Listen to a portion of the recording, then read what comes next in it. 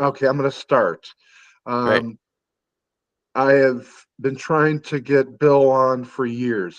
This is not an exaggeration. It might be 4 years or so that I've been gently trying to get you on board. I know you're very busy, Emmy Award winning, AmigaBill, amazing work you've been doing. So you're very busy outside of Amiga world. So we know you have a busy schedule, but thank you for joining us. People are really excited. Just the name of, bringing up your name, people support you. So um, I want to get to know you tonight more. Everybody get to know you, and then we'll open up questions. Um, I got to spend a lot of time with Anthony last year at VCF, and the whole weekend I spent time with Anthony, and he just instant Amiga brother. And he told me a lot of stories about you growing up with you, the barn, your parents' house, all your Amigas, how you started.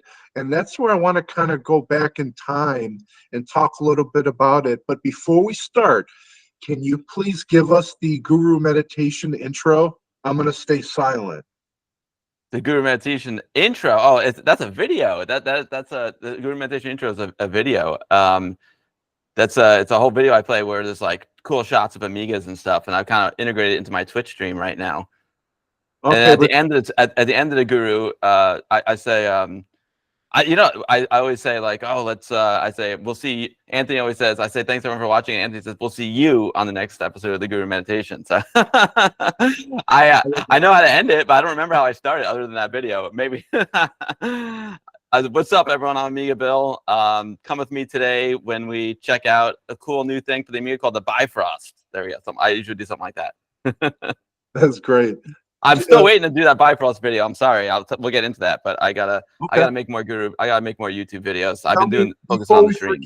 Go on with that. Yeah. Tell us about Bifrost. Yeah.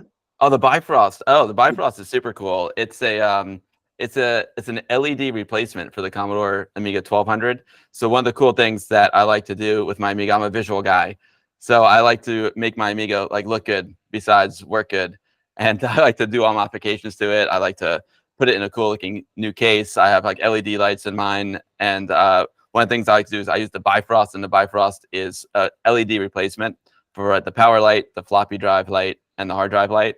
And you can program it to do all kinds of cool things. It's got like, you can make them all different colors. There's something like, it's basically like RGB, like 16 million colors. So you can have it do like all the lights, do something, be a different color than the stock colors. You can have it fade from like one side of the LED to the other. And you can also do some like really cool stuff, like have it access to PC MCIA port. So like if you're accessing that port, it can give you show that there's activity to that. So it's fun. It's a little bit useful, but it's more just fun customizing your Amiga, making it your own. And who develops Bifrost? It's just it's a one man operation. Connie Larson, yeah. Yeah. Yep. He's a really nice guy. You can get him at you can get him online, or you can get it at like Amiga Germany. They have every year. He goes around to different Amiga shows and sells them there. But you can also get him online. Really good guy. German? What's that? Is he German or is he American? Neither. I think he's from Norway. Oh, but don't quote me on that. I think he's Northern European. I should have said, is he Norwegian? Yeah. That's awesome. Sweden. Maybe Swedish. Maybe he might be from Sweden. Yeah. I see Sergey. I'm streaming this to my Twitch as well, and there's a lot of people from Europe tuning in, which is awesome because it's like really late there. Is that where we're streaming right now? Yeah, I'm streaming this meeting onto Twitch, twitch.tv/AmigaBill as well. That's where I do my Sunday Fun Day streams. Okay, wonderful. I'm Dr. Obsoleto. Thank you, everybody, for attending the TPUG meeting. If you could please subscribe to our channel. We've got a YouTube channel. There's other meetings, great stuff on there, historical footage. Please support and support AmigaBill's channel. I love your Sunday Fun Day. I love Guru Meditation. I love your energy. I know other people love your energy. When exactly did you start Guru Meditation? What was the first date of broadcast? Oh yeah, I'll get into that in 1 second, but I just want to get back to your YouTube channel really quick. Like one of my favorite retro videos of all time is when you guys took the pets and brought them to the coffee shop. I think that's like the best ever. Like forget the guru video, they're cool. We do our best, but that is the best right there. I love that video. So everyone who's watching on my Twitch stream, make sure you go, subscribe to the TPUG user group on YouTube, and you gotta watch that video. You're gonna love it. And it's a real honor to be here today because, like I said, I know you guys started like in the 70s. And I've, we'll get, I guess, into the whole user group thing, but I've been following you guys since I was like literally like a little kid. So it's an honor to be here today. And yeah, Guru Meditation YouTube channel is something that I started with my buddy Anthony. I think 2014, like April 2014, might have been our first video. It's been a while now. Oh, so wait, wow, 10-year anniversary. It's amazing. But Basically, Anthony Becker and we've been really close friends. We met at Westchester Amiga user group back when probably met in like 19, I bet we met in 88. That's about the right time. And I was in high school, he was in college, and we basically grew up together. And Anthony and I also, we love podcasts, we love TV, we love movies, and we just always thought about starting our own podcast, like doing our own podcast or our own radio show. My dad taught radio production for many years, so I always loved radio. Just trying to do something creative. And obviously Amiga was like our favorite thing in the world. It's like, what if YouTube was getting popular? It's like, what if we do a YouTube channel about Amigas? And that's how it started. Like, yeah, like it was a good excuse too, because our Amigas were, it was kind of the resurgence of Amiga back in 2014. And we were still doing Westchester Amiga user group, but we wanted to take it a step further and do more projects. And it was a good excuse to like do something with our Amigas and hang out, which was like really, that's all we really wanted to do, is like hang out, let's mess around with a video camera, do some Amiga stuff, and maybe some other people would like to join in our shenanigans. You know what? You guys have so much fun at the Westchester group, and it makes me think it'd be a good excuse to take a road trip to see you guys and attend a meeting. It's coming up next August 3rd. We got one coming up, so you're welcome to join us. Thank you. Yeah, they want a link. Okay, the folks over on my Twitch would like to have a link to your YouTube channel. Can you put it? If you put it in this chat, I can put it over in my Twitch chat. Okay, sounds good. Yeah, we'll get that to you. So 2014, you started Guru Meditation. You and Anthony, right? Anthony, like I said, we hung out the whole weekend. He was telling me about your barn, and he said, "Yeah, there's still computers up there," and just the magicalness in his eyes.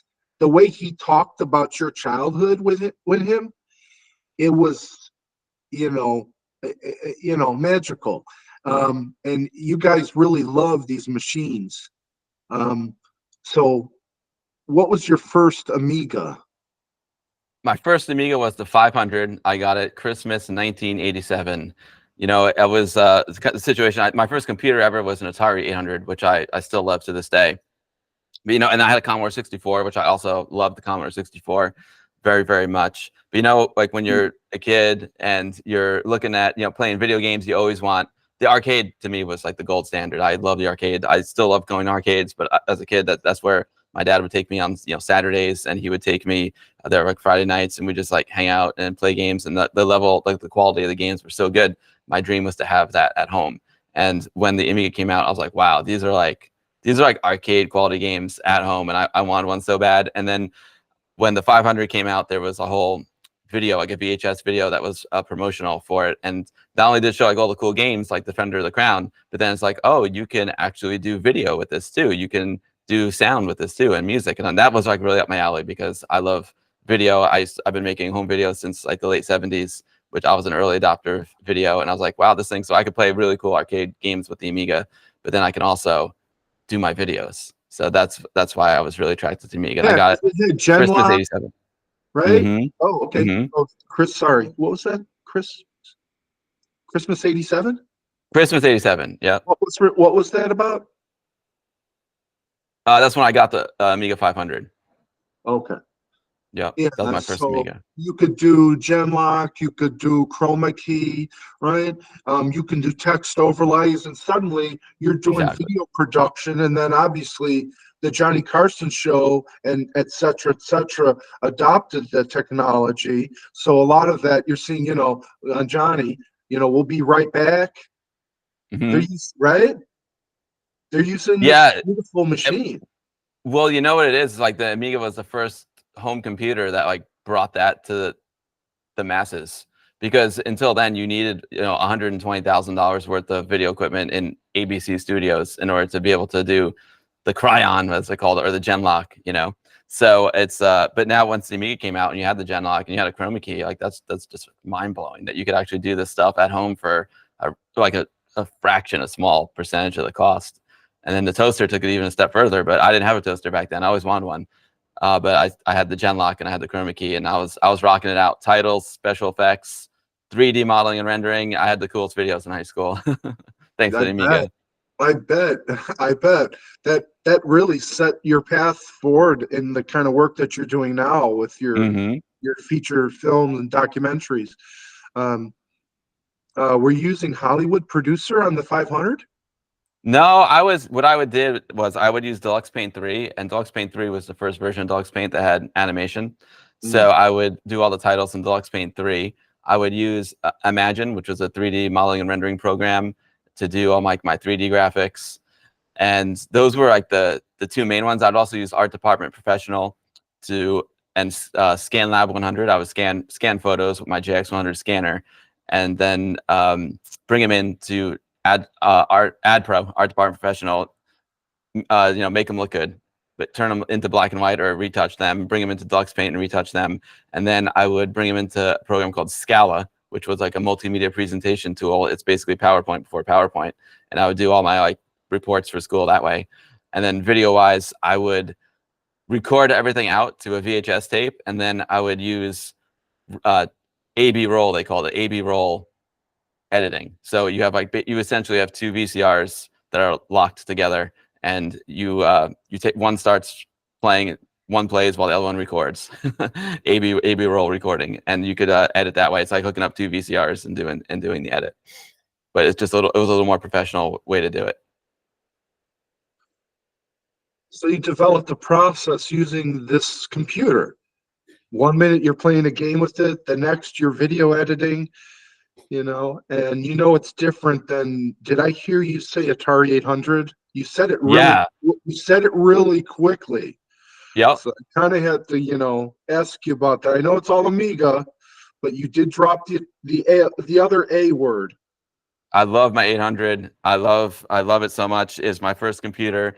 And the cool thing about the 800 that, I mean, you guys probably know, but a lot of people don't know, is that I consider the 800 the original Amiga, because there were guys like Jay Miner, the father of the Amiga. He was one of the designers of the Atari 800. And then after guys like him and Joe DeCure did the 800, they went on to the Amiga 1000. So in my opinion, the Atari 800 was like the first Amiga. It was a precursor to the Amiga, and it had things like with the GITA chip, the Pokey chip, similar to how the Amiga has got, Fat Agnes and Denise and Paula. So the using custom chips was starting there in the Atari, and then they moved that over to Amiga. So I love that was also a computer with a soul. Jay Miner was the best. I love that Atari 800. I still love it to this day.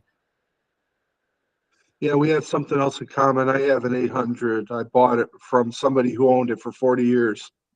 And it always stayed in one family, so it's in good condition. Yeah, it's a great machine. Yeah. So about 87. Now, you said something about Commodore 64. Mm-hmm. Yep, I had a 64 Yeah. as well. I love the 64. I'm lucky that I was able to have so many computers back then, because it was pretty rare. But my dad, that was his passion as well, so that's why I had them. he was on my team, so he probably used me as an excuse. Oh yeah, we got the kid likes the computer. Let's get him. Let's get the kid a computer. Meanwhile, like, he was all psyched about the computer too. What were you doing with the 64 back in the day? 64 I was using for games. I was just using the 64 for games. I messed around with Geos a little bit. I did some basic programming on the 64. I learned how to program. I did basic on both the Atari and the 64, but I did basic on the 64 a lot. But mainly it was for games. I was playing Skate or Die. I was every day. Wow. Any programming on the 64? Yeah, just basic. I'm not a big programmer, but I did like to program in basic when I was a kid. And I made I guess my two claims to fame. My main claim to fame is I made a rock identification program, because when I was in class in high school, we had a way you could identify what type of rock you had. And basically, it was just a series of like if-then questions. Like, look at your rock, and if it has these characteristics, then it could be in this family. And then if it has these characteristics, you keep it could be in this family, and you keep narrowing it down. So that was an easy way to learn basic programming, because it was essentially all if-then statements. And so I made a rock identification program on my 64. That was it was useful. It was useful. Like, we used it in class. It was great. That's cool. Yeah. The 64 is a special machine. Do you get to use it at all these days, or? Oh, yeah. I most of my retro computing is dominated by Amiga, because I do the streams every week, and it's my main retro machine. But I still use the 64 a lot. I love the 64. The 64 scene is really cool. There's some really cool new games coming out for the 64. I haven't done any like productivity with the 64 recently, but I played some of the new games that have come out for it, like Sam's Journey and Zeta Wing. I love Zeta Wing. Sarah Jane Avery, she's awesome. I got to play my man Hazemaker's new game. He just made a new game for it too. So the 64 community is really cool, and the SID chip, needless to say, the SID chip is magical. I have friends who do a lot of music with the SID chip, and I love listening to their music on the 64 with the real SID chip. I even have this. Someone made this like breakout box where you can take a real SID chip, put it onto this little board, and then it's got a USB connector. You can plug the USB connector into your PC, and this way, if you emulate the 64 on your PC with like C64 Ever or Vice, you can actually output the sounds to that board, and then you're actually getting SID sounds instead of it being simulated in the emulator, which is really neat. Sweet. Yeah. About going back to Amiga. I mean, yeah, I could talk about Commodore all day. Amiga, what are your thoughts about the Raspberry Pi support? Oh, the Raspberry Pi, it's awesome. I mean, there's two ways. Yeah. Amiga, AmiBerry, any thoughts? Love them. I absolutely love them. They're different. There's a few implementations of Raspberry Pi with Amiga. There's probably more, but the ones that come to mind are, you mentioned like PiAmiga and AmiBerry and AmiKit X. AmiBerry is essentially the core. It's like the emulator. It's like WinUAE that's been ported over to the ARM. And it's the engine for a lot of these emulators. So I have a dedicated Raspberry Pi, like right over there. It looks like this is it. Actually, I'll bring it over. This is it. There's actually a Raspberry Pi in here. So it looks like an Amiga, but it's actually a Raspberry Pi inside. Yeah, it's if I take off the hood, there's a Pi inside. That looks. I don't know how to do it on the Google Meet. How to make whoever's talking. Case. Wow. Okay. Yeah. So there's the Pi in there. I gotta make this a little bit the wires a little bit. I gotta tidy that up a little bit. But yeah, it's awesome. You made that? Well, I mean, I assembled it. I don't want to take credit for making it. I got this case from a1200.net. They make new Amiga cases, and then I mounted the Raspberry Pi inside of it. And then I was super lucky, because there was these guys, Amiga on the Lake and Kipper 2K, who made these replacement keyboards, and they just did a small run of them because it was really hard for them to produce them. And I was lucky. I got in. I think I'm like number 82 or something like that. I think maybe they made it to 100. So I just got in time. And it's got a ZIF connector on it, so you can use it in a real Amiga, or it's got a USB connector, and that's the key, because the USB connector lets me hook it up to the Pi. So I feel like I'm using a real Amiga. And then when you have a standalone Raspberry Pi like that's a Pi 4. You've got options like PiAmiga. You got options like AmiKit X, which are like, those are both like AmiBerry is their engine, but they just push it to like a whole new level. They use Scalos, which is like a advanced workbench environment, and it's wild to have an Amiga like that fast, because the Pi just like blows away even like the 060. But then go ahead, sir. But then you can also put a Raspberry Pi in a real Amiga. So this one, that's just like a standalone Raspberry Pi. You can get like a Pi 400, or you can just put a keyboard into that little guy if you don't have the case and everything. But then if you have a real Amiga, you can get something called a Pi Storm, and that's a Raspberry Pi that goes into the trapdoor slot on the 1200, and that supercharges your Amiga 1200. So you're actually using a real Amiga that integrates with the Raspberry Pi. And that's very, very popular. A lot of folks are doing that now. And then there's like, I've got a Raspberry Pi Zero inside that Amiga 500 over there. And the only thing it does is it's just for the output. So it'll let you still have your Amiga RGB out, but then it also gives you an HDMI out as well. So like Raspberry Pi is it's being used a lot in the Amiga community. Cool. You can use it cool, standalone, integrate it into the real 1200. Yeah, it's awesome. That's cool, Bill. I actually have a stack of Raspberry Pi Zero sitting around gathering dust, and I need to find out a way to use them. I've got a Frankenstein project, but this is a cool idea, for the HDMI out. Yeah. I think there's more. I think people are coming up with more stuff to do with the Pi in their Amiga as well, but who knows? It's a very versatile little device. So yeah, but it's called RGB to HDMI, and it's really good. The quality, the output quality is amazing. What's up, everyone in chat? Appreciate all my Twitch folks there. Yo, that's all rule. Yeah, if you're just watching, I'm joining the TPUG meeting. TPUG is the I'm gonna go out and say they're the oldest Commodore club in the world. And if they're not, they're definitely one of the oldest. Thank you, longest running. Bill. Yeah, you guys rock. Well, you rock, and I know a lot of people want to hear from the Bill. So we were talking about games, and I wanted to know what are some top new Amiga games, new guys that have come out, or gals, anything we should be aware of, because people said, people were asking me, what are you going to ask Bill about? And I thought, I want to know what are his top games, because you're always showcasing new games. Honestly, bro, I can't keep up. I mean, I gotta go back in deep into your channel when I get some time and just write some of these down. But any thoughts about new games that we should be aware of? That's an easy question and a hard question because there's so many of them. It's great. I think last year over 60 games came out for the Amiga, and there's different levels of games. There's like basically PD level games. There's like remakes of classic games, and there's brand new games that just came out. And yeah, so the list is very, very long. But I'll just talk about the ones I have right here because I happen to have them right here. That's great. I'm glad you asked, Doctor. This one is fantastic. This one is called Rogue Declan. I don't know how if I make myself the presenter, but can I click on myself? Yeah, how do I do it? If I go like this, calls open to anyone, being recorded, transcribed. Okay, I don't know how to. Now I got to exit my full screen here. Escape. Yeah, see, D Mackey knows what's up. That's my boy right there, D Mackey. What's up, man? Pin, apply visual, more options. Can I minimize? No, I don't want to minimize. I don't want to do it weird. If I go. I don't want to present because you should be presenting. All right, you guys get it. Anyway, so this is Rogue Declan. Override and present. Override and present. Don't worry. All right, let's see. If I go like this, I can.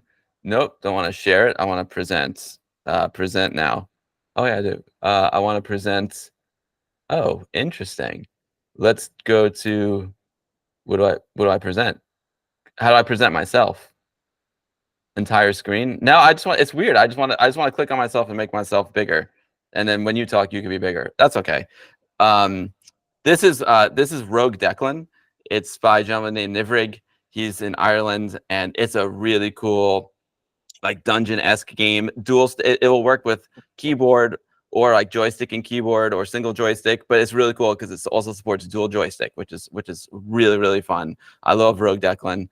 It's a fantastic game. This one just blows my mind. This is like the newest one I just got. It's called Seekanoid by Hoffman, and it's so funny. Seekanoid is actually a PC game that came out a couple of years ago, and the PC game is done in kind of like the 8-bit ZX Spectrum style. It's black, white, and red. It's a very simplistic color palette, but it's a super fun game. D Mackey knows what's up down there, and so but Hoffman's like, this game is a PC game.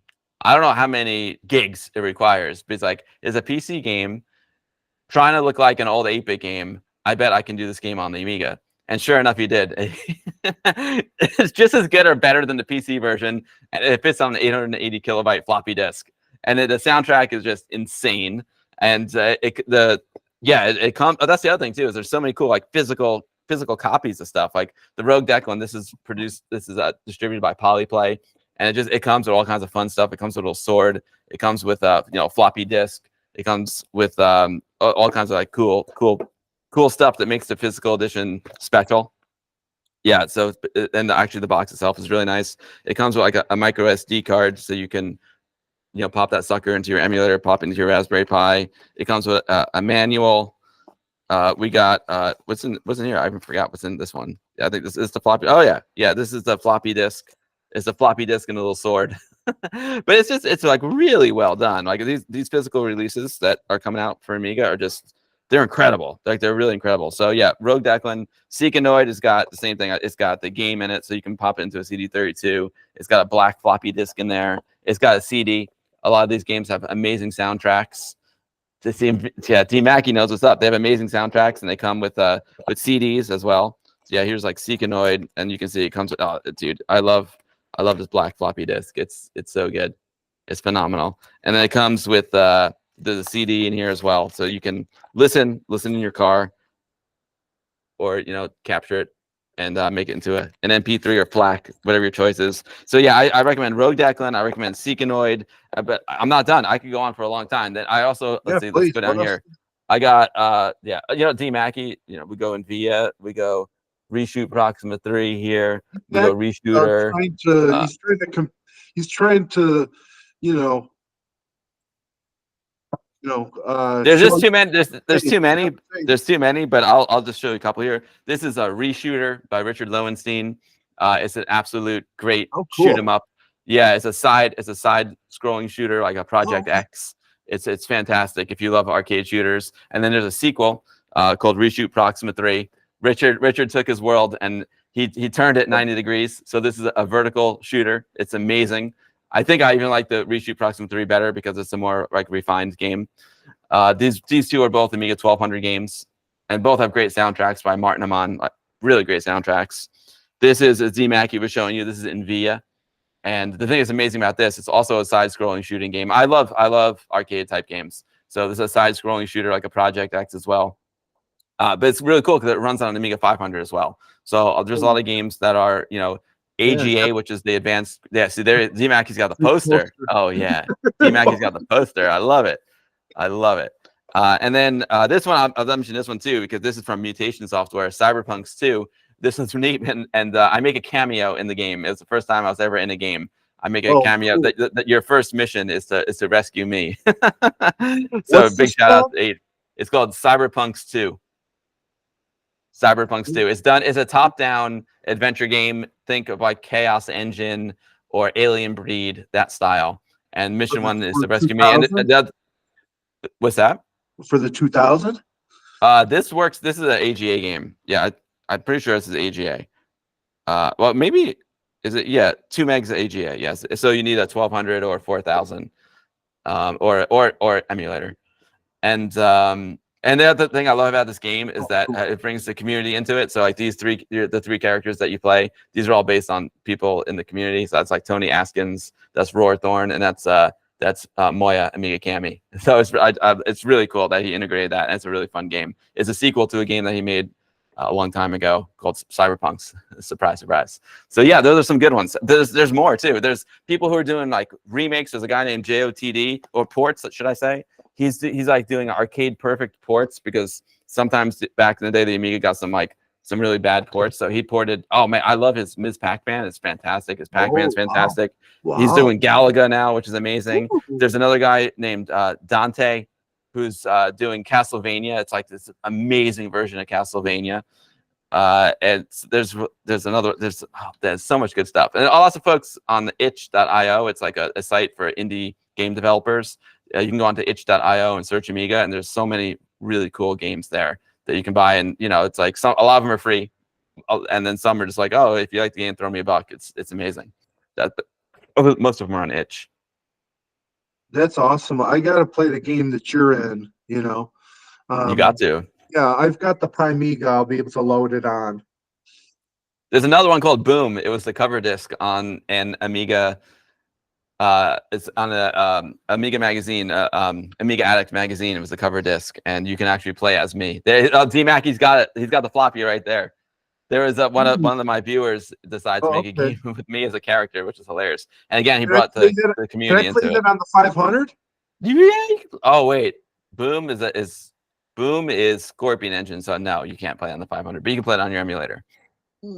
Okay.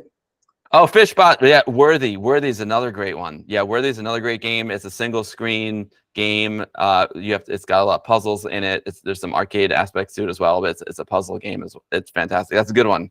That's a good one, Fishbot. Thanks. There's so many good ones. It's hard. Okay, I know. No. Thank you. You're very passionate, obviously, and you got I see your library of software titles over there. It runs Oh deep. yeah. I'm just It's looking. You only got to the edge there, but we've got gosh, I mean, maybe 50 titles more, 50 other there's a lot boxes, there. right? Most of them are Where, new stuff. Most of it's new too, because I don't have a lot of. It's unfortunately like a lot of the boxes, my game boxes from when I was a kid, like they're gone. I have a couple there. I've got my Out of This World, and I got my art department there, my Morph Plus. But most of the games that I had back then are unfortunately gone. So most of those are new games, which is really by the cool. way, I love the Empire Strikes Back visuals up there. Thanks. Awesome. That's my AT8. That's a AT-AT from the 80s. I cleaned it up. I got a Castle Grayskull up there and a Voltron. I dug him out of the barn. Doc. I love that. I love the Empire Strikes Back. Let me ask you this: where does Doom figure into your pantheon of games? Doom, the original Doom. Doom or Amiga Doom? Okay, Doom. Doom is oh, you don't, okay, go. But Doom's it's definitely like a little bit of a sad story when it comes to Amiga, because Doom came out towards the end of the Amiga's lifespan, and I think the Retro Hour, if I'm not mistaken, they did an episode where like Doom killed the Amiga, right? Because back then, people said, oh, the Amiga can't do Doom, and people were getting into 3D, and I love Doom. I thought it was great, but Doom was definitely one of the games that began my transition to PC. Like, I never left Amiga, obviously, but I never really cared about PC until later on, when they started to become more powerful. And Doom was one of the first games I played on the PC, and I was like, oh wow, this is good. So I mean, Doom. How can you not love Doom? I think it's fantastic. I love first person shooters. It definitely is one of the most important games to ever come out. And one of the cool things, like we had first person like Wolfenstein and Doom type games back then. I didn't get that into them because I had a PC. I'll just play Doom. And the Amiga ones were okay. But now we've got a new one coming out called Grind, which is incredible.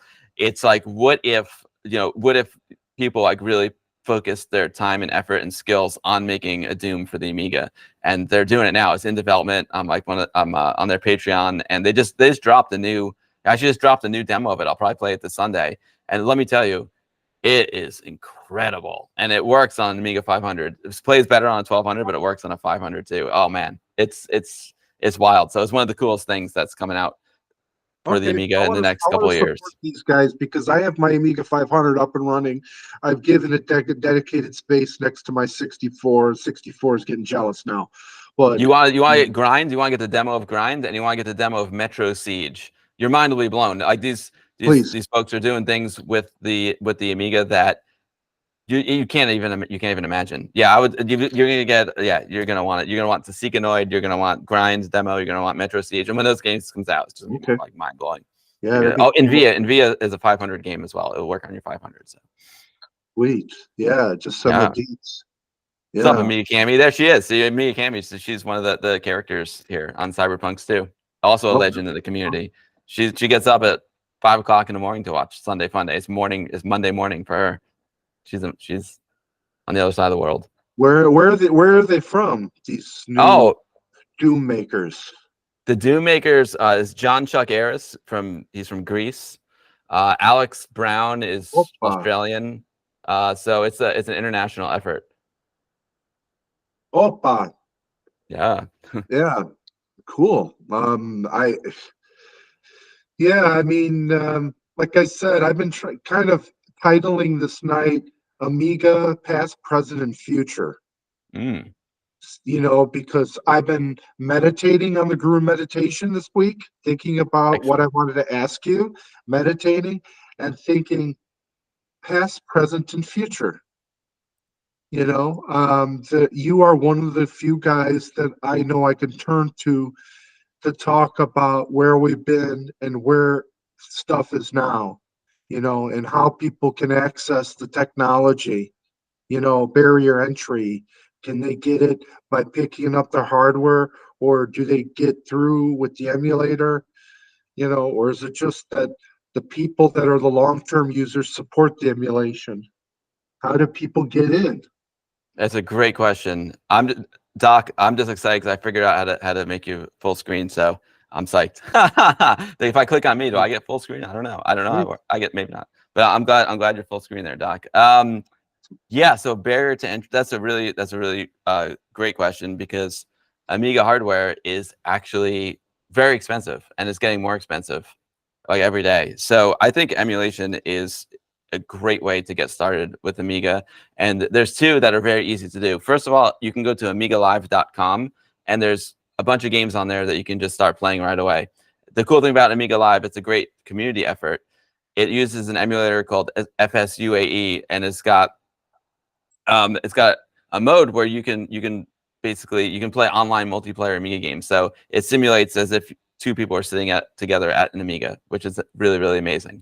And so you could, I could be here in New York, you guys could be in Toronto, and we could play against each other. Or I could be in New York and I get my friends in Europe, I could play with them. It's incredible. But you don't have to be online. You don't have to have anyone to play with. You can play single player as well. So Amiga Live is a great, very brief intro to some of the Amiga's catalog. Another great way to get introduced to it is with something called Amiga Forever. It's something you can download and run on Windows, and that's really fantastic as well. It's a very easy way. There's environments that are already set up for you. You can get a taste that way. And then I think the A500 Mini, I can go get my A500 Mini. That's also a great way to get into Amiga. It's a miniature Amiga 500. Hey, Bill, you want to hear a funny story? Yeah, I do. Please get it, and I'm going to set up the story for you. Oh, okay, great. The Amiga 500 Mini, I brought it to Chicago last year, and Bill Hurd signed it. And he's That's like, funny. Not the Amiga guy. He's like, bro, I had nothing to do with the 500. I go, I know, Bill. I don't care. I just want you to sign it. And he signed it in memory of his friend who developed the 500, who passed away. Dave Needle, maybe? What's that? Maybe Dave Needle?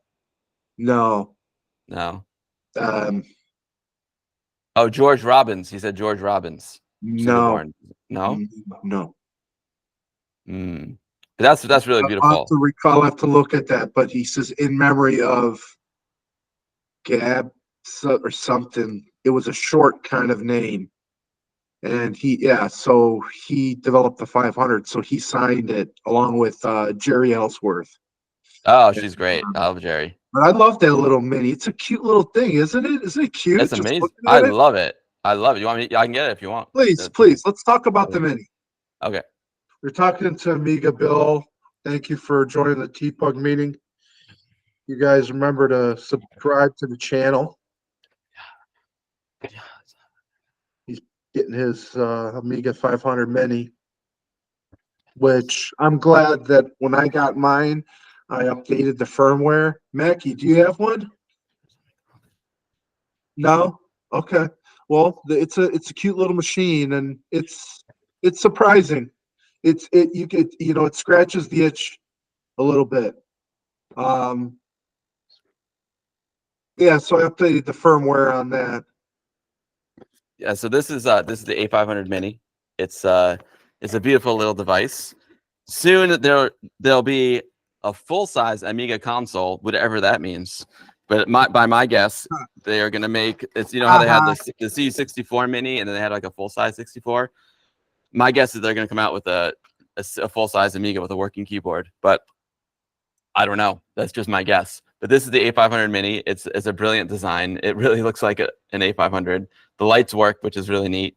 the floppy drive doesn't work, but people have done some hacks to put some fun stuff in there. It comes with a really cool USB tank mouse and a USB. It's got a USB tank mouse, Yeah, and it it's comes with impressive, a that USB. mouse. Yeah, and Yeah. the USB controller. It's like a CD32 style controller with a D-pad. And yeah, I really like this A500 Mini. It comes, out of the box. It comes with 25 games, which that's slim, but that's fine. That's what they got the rights to. But the cool thing is that you can load onto it something called the Amiga Game Selector and something else called Pandora. With the Amiga Game Selector, you basically get every single game ever made for the Amiga. It's like you put it on a USB I stick. put on Pandora. I put on Pandora is Pandora on fantastic. mine. Yeah. Yeah, And Pandora is Aminet. amazing. And Aminet. Nice. Yeah. It's And a flexible machine. Yeah, it's pretty cool. I love it. And if it's cool. Like if you want to get the Mini, I definitely support that decision. Right. But in theory, there's going to be a full size one coming out by the end of the year. So we'll see. I don't know what they mean by console. To me, that's a little weird. To me, console means CD32, or CDTV. But I think it's going to be. If you look at the history of retro games, they had the Mini Commodore 64 and then the 64, the one with the keyboard. So I think they're going to do some kind of Amiga computer with a keyboard. That's what I think they're going to do. We'll see. Who knows? So, Bill, what do you think about all this FPGA hype and advancements in trying to preserve the technology and rebuild the architecture with FPGA? Do you have strong opinions about this field I day? think it's awesome. Yeah, no, I think it's awesome because no one's making new fat Agnes chips anymore. No one's making new actual Amigas anymore. So I think FPGA is definitely like a step in the right direction. I've got something called the Mister, which is phenomenal. And so basically, the way it works is you have like the A500 Mini is software emulation. It's emulating an Amiga through software, and then the FPGA. I'm not gonna say it's hardware. It's hardware implementation, right? But there's a whole debate about that. But essentially, it's like it feels a little bit more authentic than a software emulator, in my opinion. So you can load Amiga onto your Mister, and it really feels like you're using a real Amiga. It's quite impressive. And you can also load like arcade cores onto it. But then there's also something else called Vampire, which kind of took the Amiga community by storm as well. That's an FPGA. Ooh. And that one is like, it's all based on Motorola 68K architecture. So they're like, what if, the last 68K chip for the Amiga was an 060. That was the fastest they got to. Then they did like PowerPC. I don't know you could do, but that was like the last 68K chip you could get to. And then these guys are like the Vampire team, Apollo team is like, what if we had an 080? So that's what the Vampire V4 is all about. So you can put one inside an Amiga, and it's a Vampire, right? So you basically use your Amiga as like a keyboard, and an input device. Or you can get a standalone Vampire, which is what I have, and that's fun too. And I'm really excited because one of my friends, Proton from the demo group Finish Gold, he's making. He just made like two new demos, like specifically for the Vampire, which I'm psyched. I'll show you, D Mackey. I'll show you that on Sunday. It's gonna be awesome. And then so folks are they made I guess Space Invaders. They call them Apollo Invaders, which is cool. So it's like, what if the Amiga had an 080 chip in it, and they have more advanced graphics too. They called it SAGA. I think it's called like Super AGA. So more advanced graphics after the last Amiga graphics. So it's fun. It's cool. Oh, I've heard that there's some great FPGA work being done in Germany by a gentleman who started the Vampire. From what I understand, he's doing this new generation of gate array. Very impressive. The Vampire, I got to see that under the hood at the conference like 4 years ago in Chicago. My buddy brought an Amiga 600, and he had that Oh my God. Yeah. He was running Doom on it with the Vampire, and he was running a telecommunication software as well, connecting it to the internet, and so it's cool. It's very good. It's different. It's cool to have a lot of options. The Vampire kind of took the Amiga world by storm. It was like one of the first FPGAs and first like modern fast device that you could put into your Amiga. Now, like we talked about the Raspberry Pi before, now the Raspberry Pi is a very viable option as well. But like I said, it's different because that's software emulation. and the Vampire is kind of like what if we had an 080 with SAGA graphics. So it's just cool to have a lot of options, and you can choose which one you like or choose them all. A lot of options. Yeah. And with regard to Workbench, do you have any preferences? 1.2, 1.3? Oh, I mean, nothing gets my juices flowing like good old 1.3.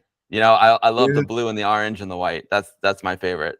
But the on my 1200, I stick. Well, on my 1200, I actually have 3.1.4 right now. I also have 3.2, which is cool. So yeah, for me, it's like 1.3 or Workbench 3X, 1.3 or 3.2, essentially. There's obviously a lot of advantages. It's cool. I mean, how amazing is it that the Amiga Workbench 3 was updated for the first time in over 25 years, whatever it was. Amazing. 30 years. I don't know. I forgot when 3 came out sometime in the 90s, but it's just amazing that it was recently updated. That shows how strong the community is and how much there's a demand for it. So I'm either a 1.3 guy or a 3.2 guy. And as far as the new Amiga OS that's out, any particular thoughts? Oh, there's a lot of new Amiga OSs. You have, you've got OS 4, which is kind of like the unofficial, official next generation Amiga that runs on PowerPC. You got Morph OS, which a lot of people feel that Morph OS is like the true successor to Workbench. Then you got Aros, which isn't dependent on the ROMs that are owned by Clianto. That's interesting, and people are doing interesting stuff with Aros. Right now, there's a new Workbench environment called AmiBench that was just developed by AmigaKit and Aeon. I haven't had time to play with it. I haven't been able to play with it yet. I pre-ordered. It's another new Amiga device that's coming out. So I ordered one to show to everyone, and I haven't gotten it yet. I'm on the list, but they'll get to me eventually. So there's that. So yeah, there's a lot of flavors of new Amiga. There's Apollo OS, which is the Vampire's version as their fork of Aros. So there's Apollo OS. There's and then you have new Workbench environments, kind of like the Scalos, like Chris Edwards was Pymiga. Like he's heavily customized his Workbench environment with Scalos, and it's really cool. And then you got like AmiKit X. These are kind of like what if you had the ultimate Amiga. So there's a lot of options. You got the OS 4, you got the AmiKit, the Pymiga, the Morph OS. You got the Apollo OS. You got the AmiBench. You got a lot of options. They got a lot of ways to enjoy Amiga. And are any of these operating systems, the new ones, can you run them on the old hardware? Yeah, well, the 3.2 you can. The new version of Amiga OS 3.2 you can. Yeah, and then the like OS 4 and Morph OS, those are PowerPC based. So yeah, but the like the AmiBench it's based on emulation, so it's based on AmiBerry. So that's AmiBerry and Aros, and then the Apollo OS is for the Vampire. Which operating system are you using regularly, or are you experimenting with different ones, depending on your time commitments? Or I use them all. It just depends on which machine I'm using, essentially. Like on my real Amiga, I got 3.1.4. I do have 3.2 as well. I've installed it on an emulator, but I haven't put a 3.2 in here because you know what? When it comes to Amiga, if it's working, you don't want to change too much. And there's a lot on the line on these. I don't like. It's so hard to get streams to work. That this girl's stable. Like I can count on her. So I'm not messing with her until if I'm like, all right, maybe I'm not going to stream next week, then maybe I'll throw it in the 3.2. But I'm 3.1's working good. I'm happy with it, and so I'm not going to touch it. Then I have other Amigas, other 1200s where I didn't customize them at all. I also like to keep some Amigas original, with the floppy drives and original case and everything. And on those, I keep it at 3.1. That's like the last operating system that it had, and that's like the operating system when Commodore was alive. So I want to keep those original. And then if I'm using the Raspberry Pi, I'll use Pymiga or I'll use AmiKit X. If I'm using my Vampire, I'll use the Apollo OS. If I'm using my X5000, I'll be running OS 4. I haven't done much with Morph OS. I know the new A1222 runs MorphOS, and I can run on that 5000 as Bill, well. But yeah. Bill, how do we preserve the past? This is more of a philosophical question. Okay, I'm going to slow it down here a little bit for you. How do we preserve it, like you said, the original operating system that's ended on that date, right? How do we continue that? And is it a risk to support new things? Oh, Obsoleto, I am very uncomfortable with upgrading. And it took me, I'm going to say this really clearly, it took me a long time to accept Raspberry Pi. I'm a purist, and I'll I leave think it there's at that.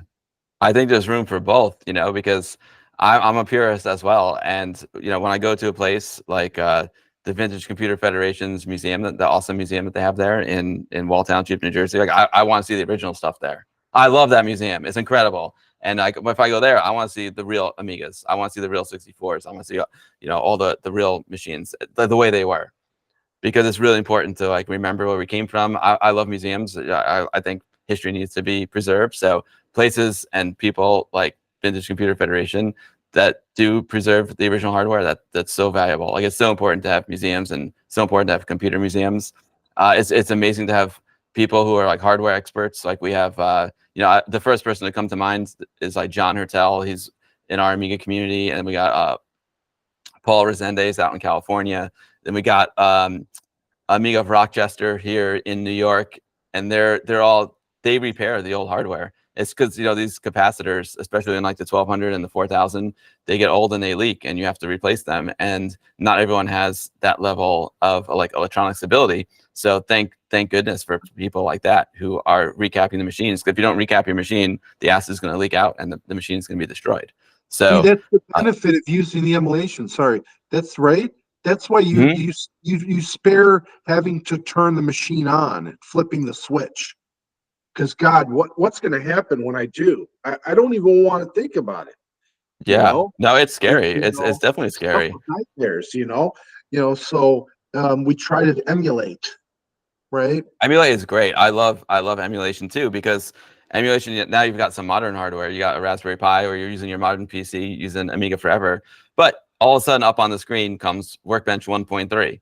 So if someone's using Workbench 1.3, you're still preserving it, even if you're not running it on the real hardware. You're still clicking on floppy disks. You still got your empty drawer. You still got your trash can. You can go play with Deluxe Paint 3, make some cool artwork, and as long as it's being used, it's being preserved. So even if it's being used through emulation and not on the real hardware, it's still being preserved, because it's someone's using it, so it's on someone's mind. And then the other way to preserve it is to have user groups, like Debug, and have people doing like really cool streams. It's important to. That's one cool thing about Twitch, is it's a very like as a young audience.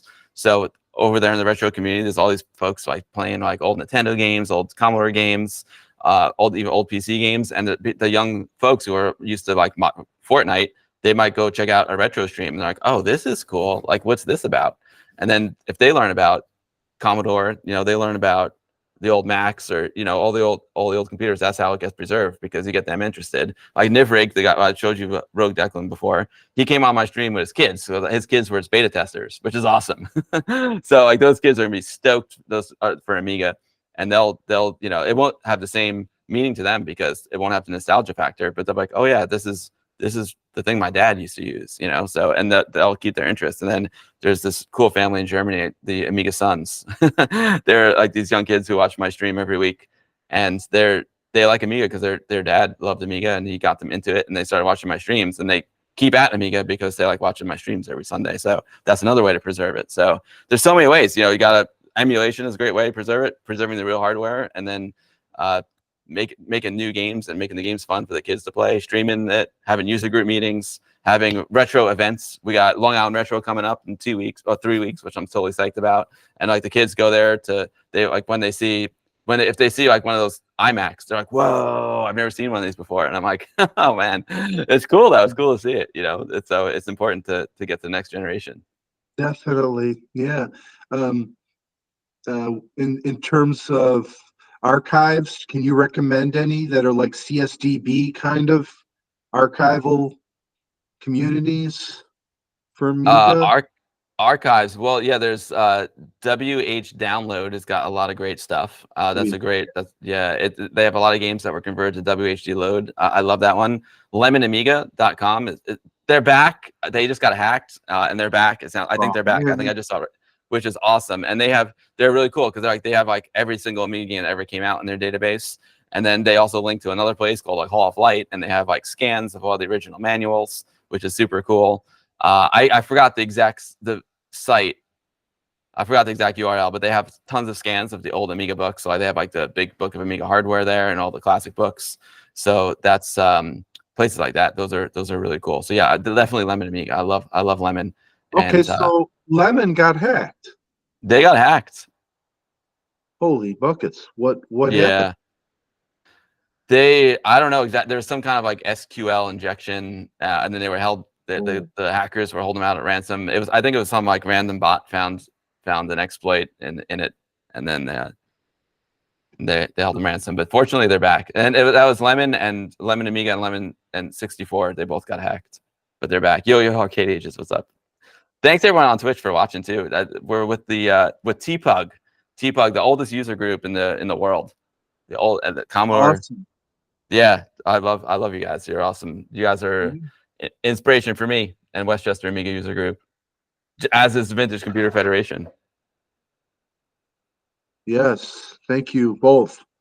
Thank you everybody for attending. The Amiga 500 was your first, and then what you went to the 1000 afterwards, or did you go into 600 territory at all? 2000 was the next one. So it was, yeah. So I had the 500, which I was really rocking out on the 500. I had a 20 meg hard drive that went in the Zorro slot on the side. And then my neighbor had a 2000 that was really cool. It had an 020 in it.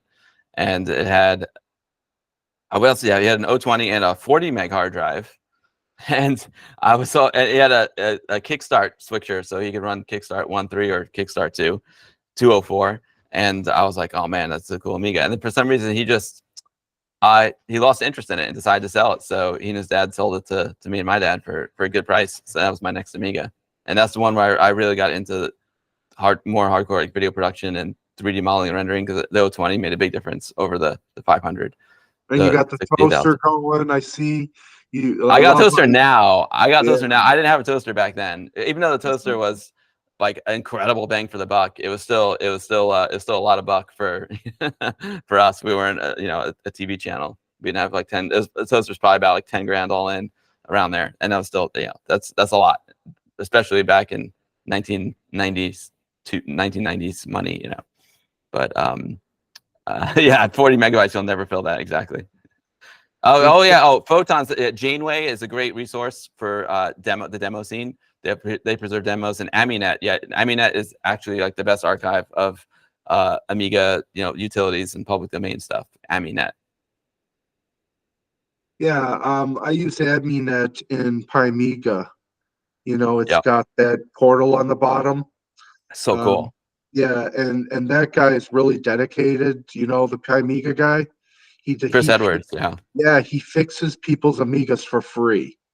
Yeah. So I have a Pymiga 1.5. I haven't done 2.0 yet. Do you have 2.0? I've got Pymiga, whatever the latest one is. I feel like it's 4, right? I think it's 4. Oh, holy cow, man! I'm so behind. I'm still in 1982, bro. No, we're on 4 now, and the Pymiga will even run on like a Silicon Mac. It's pretty crazy. Oh, sweet. And PC, I think you can run on PC if I'm not mistaken. I just run it on my Pi. So you're doing a lot of traveling and stuff. What are you bringing on the road to scratch the itch? Well, that's a great question, because a lot of times I've been traveling like long term. I did 2 like long term TV shows where I was away for 4 or 5 months about, and I didn't want to stop the Sunday Fun Day. I didn't want to stop my streams, so I brought the Raspberry Pi with me, and that was how I streamed. My laptop and my Raspberry Pi, and I was styling. The case that you just showed us? No, I just took the little Pi. I brought the little Pi and a small keyboard and mouse. I took my Pi 4 out of that case. And what do I you brought run? that. What you running Pimiga on the little Pi? The 4 is it 300 or 4? It's a Pi 4, Okay. and for the streams, I was using two things. I was using Pimiga, and I was using not AmiBerry. What's it called? Amibian. Amibian. Oh, okay. Amibian. Yeah. Because Amibian, I have it set up just like my 1200. So like Pimiga is like the ultimate Amiga with Scalus and all that, but with Amibian, I've got set up for OS 3.1. If So it you was were to just choose, sorry, if you were to choose Amibian versus Pimiga, what would you choose? I love Pimiga, but what's your preference?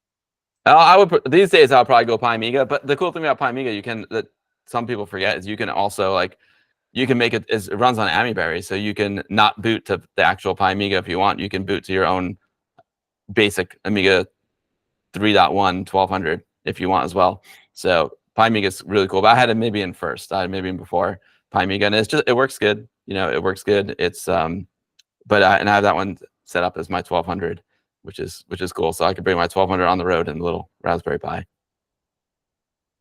And Amibian you could run on Linux or other machines or Yeah, I think it uses Linux in the background.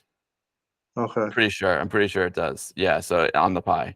Are you a Yo, Linux what's up, fan? Mr. Citizen? Are you, Oh, what's up, Mr. Citizen? I'm a Linux noob. I feel bad. My Linux skills are poor, but I appreciate the Linux. I respect the Linux, and I've dabbled with it with Amibian, and also AmiKit X has got Linux underneath, and so does Pimiga. It's got like their rabbit hole style thing there. So I respect the Linux, but I'm not like a Linux guy. I would like to learn more about it though. When I definitely would like to learn more about Linux. It's pretty cool. I have enough going on with crappy old Windows and then the Mac OS. but Linux is really cool. You know what? If I wasn't as into Amiga, I probably would get into Linux. But I'm messing around it with Amiga OS if I'm not using the modern stuff. Thanks for the follow, Fuzzy Bad.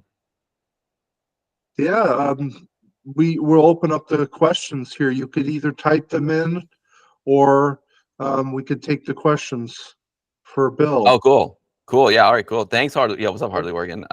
If you guys want to ask questions in the chat, I can repeat them as well in the Twitch chat, or you can do the chat here on the was it the Google Meet, which is working well. But the one thing we didn't really talk about is we're talking about the community, because the most important thing for me with Amiga and Retro is the community. Look, like I'm here in the TPUG user group meeting right now, and that's so cool that I met new friends. I met you because of TPUG, and Jeff was over there. I met Jeff because of the Vintage Computer Festival and the Vintage Computer Federation. They're doing amazing stuff over there. And then I see C64 Television over there. I met him through the Twitch stream. And the cool thing about Amiga is it attracts such a diverse group of extremely passionate and talented people, which I love. Amiga was really a tool for artists, and the fact that it attracts so many artists, I got to meet so many new friends through Amiga. And also we can talk about Westchester Amiga User Group. That was kind of a big deal. Like the Westchester Amiga User Group is probably like the most important thing in my Amiga life because I've been doing that since 1988. So that was way before the Twitch or the YouTube Guru Meditation or any of this. And Do we you kept guys meeting. We ever never. stream? Do you ever stream the Westchester groups for those who can't? It was purely in person. No, well, it was purely in person until the pandemic, and then we went virtual. Now we do both virtual and in-person meetings. But we still do. I try and do a virtual meeting on the first Thursday of every month in honor of when we used to meet back in the old days. And the virtual meeting is we use something called Jitsi. It's like Google Meet. The same thing. I don't stream it just because not everyone wants to be on camera on my Twitch channel. So I want to respect their privacy. But so and it keeps it a little more personal. We talk about like a lot of like I said, like Anthony, I met him at Westchester Amiga User Group, and I've known him since I was over 13 years old. And so we also catch up on personal stuff too. So I don't stream it. Someone asked in Twitch, is it possible for someone to use FPGA as pure chip replacements? Oh, that's a good question. I believe so, but I'm not an expert with that, to be totally honest. Jeff says or asks, what sparked your interest in computers and technology? Oh, I guess just my dad, like I said, my dad brought home the Atari 800, and it just resonated with me. My parents always tried to introduce me to a variety of things, and when he brought home the 800, the computer was just magical because I'm a creative person, and I just saw all this cool stuff happening on the screen with the 800, that really cool sound and music and visuals, and it caught my attention. They also brought home like an organ pipe organ, an electric organ, and it didn't work out. I suck at music. Terrible when it comes. I can't do music, so that one didn't work out, but the computer did. So just being exposed to that Atari 800 Now caught my you're starting to sound like Ferris Bueller, Bill. attention. Are you Ferris Bueller? I asked for a car. I got a computer. Yeah, right. That's right. That's Uh, hilarious. yeah. That's another good one. Let's see. Ryan, I've seen if. Oh, Ryan, if you could take a DeLorean and go back in time. See, we were talking about this earlier. If you could take a DeLorean, go back and change something about the Amiga, what would you change? Oh, that's a good question. Oh, okay. So I would get the flicker, man. The flicker is brutal. The flicker on those CRTs, that was brutal. Like, they eventually figured it out, but that was brutal. Oh man, I used to have like this polarized glass I would put over my CRT monitor. One of my monitors, you can still see like the glue on the edges. I would definitely change the flicker. That was a nightmare. That's the first thing that came to mind. That flicker was brutal. I know a lot of people got turned off by the Amiga because of the flicker as well. How do you think Um, the Amiga would have changed if the OS was based on Unix as almost was? oh wow. I know like I don't know. I really don't know. I think the cool thing about the Amiga is like its unique OS. It's like the first multitasking home computer. I could multitask with 256K of RAM. If it was based on Unix, would it be able to multitask with 256K of RAM? I don't know. Maybe not. I feel like if it was based on Unix, it would be more of like a traditional computer, and it wouldn't have the magic that the Amiga OS has. What is the story behind? This is my question. What is the story behind Jay Miner, that photo? Where did you Oh, the meet photo. him? And Okay. what was your experience with Jay? Oh, it was amazing. Yeah. So Jay Miner, father of the Amiga, also father of the Atari 800-bit, 800, 8-bit. He It's funny because like when I was younger, I didn't really know too many people behind the scenes. Like I didn't. Some people like knew all the Commodore engineers, and like they knew Dave Haney and all those folks, and I didn't know them until like later on. But I knew Jay Miner. Like he was the main man when it came to Amiga. And I went down to AMI Expo in Washington D.C. I used to go to the World of Commodore in New York. I used to go to AMI Expo in New York, and they had a AMI Expo in Washington D.C. And I was looking at colleges. I was looking at Georgetown University. And I was like, oh, there's like a AMI Expo down there, and we can go check out Georgetown at the same time. So went down to AMI Expo in Washington D.C. and it was like this is like peak Amiga. Like it was like the toaster was being announced. They had like DC TV down there. This is like peak Amiga time. And Jay Miner was giving the keynote speech for AMI Expo, and I was just kind of like hanging out in the lobby, and he was just walking by, and I was like, oh, Jay Miner, you're awesome. Like, thanks for the Amiga. I want to shake your hand. I was like, oh yeah, cool. And then he just started like talking to me and asking me questions. And he was just like, he asked me like who I was, and I told him about Westchester Amiga User Group, and he was like stoked. He's like, yeah, user groups are the best, and like he was excited that I was like a young person who was into it. And so he talked to me for like 20 minutes. It was amazing. There's like all like these developers who are like trying to get Jay Miner time. He's just there in the corner, like in the lounge, like hanging out with me, talking about user groups because he was really excited about the user groups, and he was really excited about Westchester Amiga user group. So that was yeah, we talked for like 20 minutes. It was amazing. And then my dad took the picture of us, and then there's two pictures of us, like us, looking at the camera, shaking hands. And the thing I remember, I was really nervous. He wanted to like get a shot of us shaking hands like we were making a business deal. So I was looking at him and he was looking at me. But I was just so excited. I just like kept looking at the camera, my dad's camera, like, oh, Jay Miner, it's awesome. And he was just so nice. That was the thing. The thing that I took, my big takeaway from that meeting, it had nothing to do with the tech at all. It was just like, wow, this is like a really nice person who cares about other people and like gives them his time. He's a great leader that people respect and like, and I want to be like that guy. Anything that comes to mind during his speech at the convention? that you remember? The passion. He loved that Amiga. The Oh, passion. Yeah, he loved it. The Amiga 4000 hadn't come out yet, but he kind of hinted at it. And I remember people like, "Oh!" So that was, yeah. I have that recording that on the Guru Meditation YouTube channel. It's a really, really cool speech.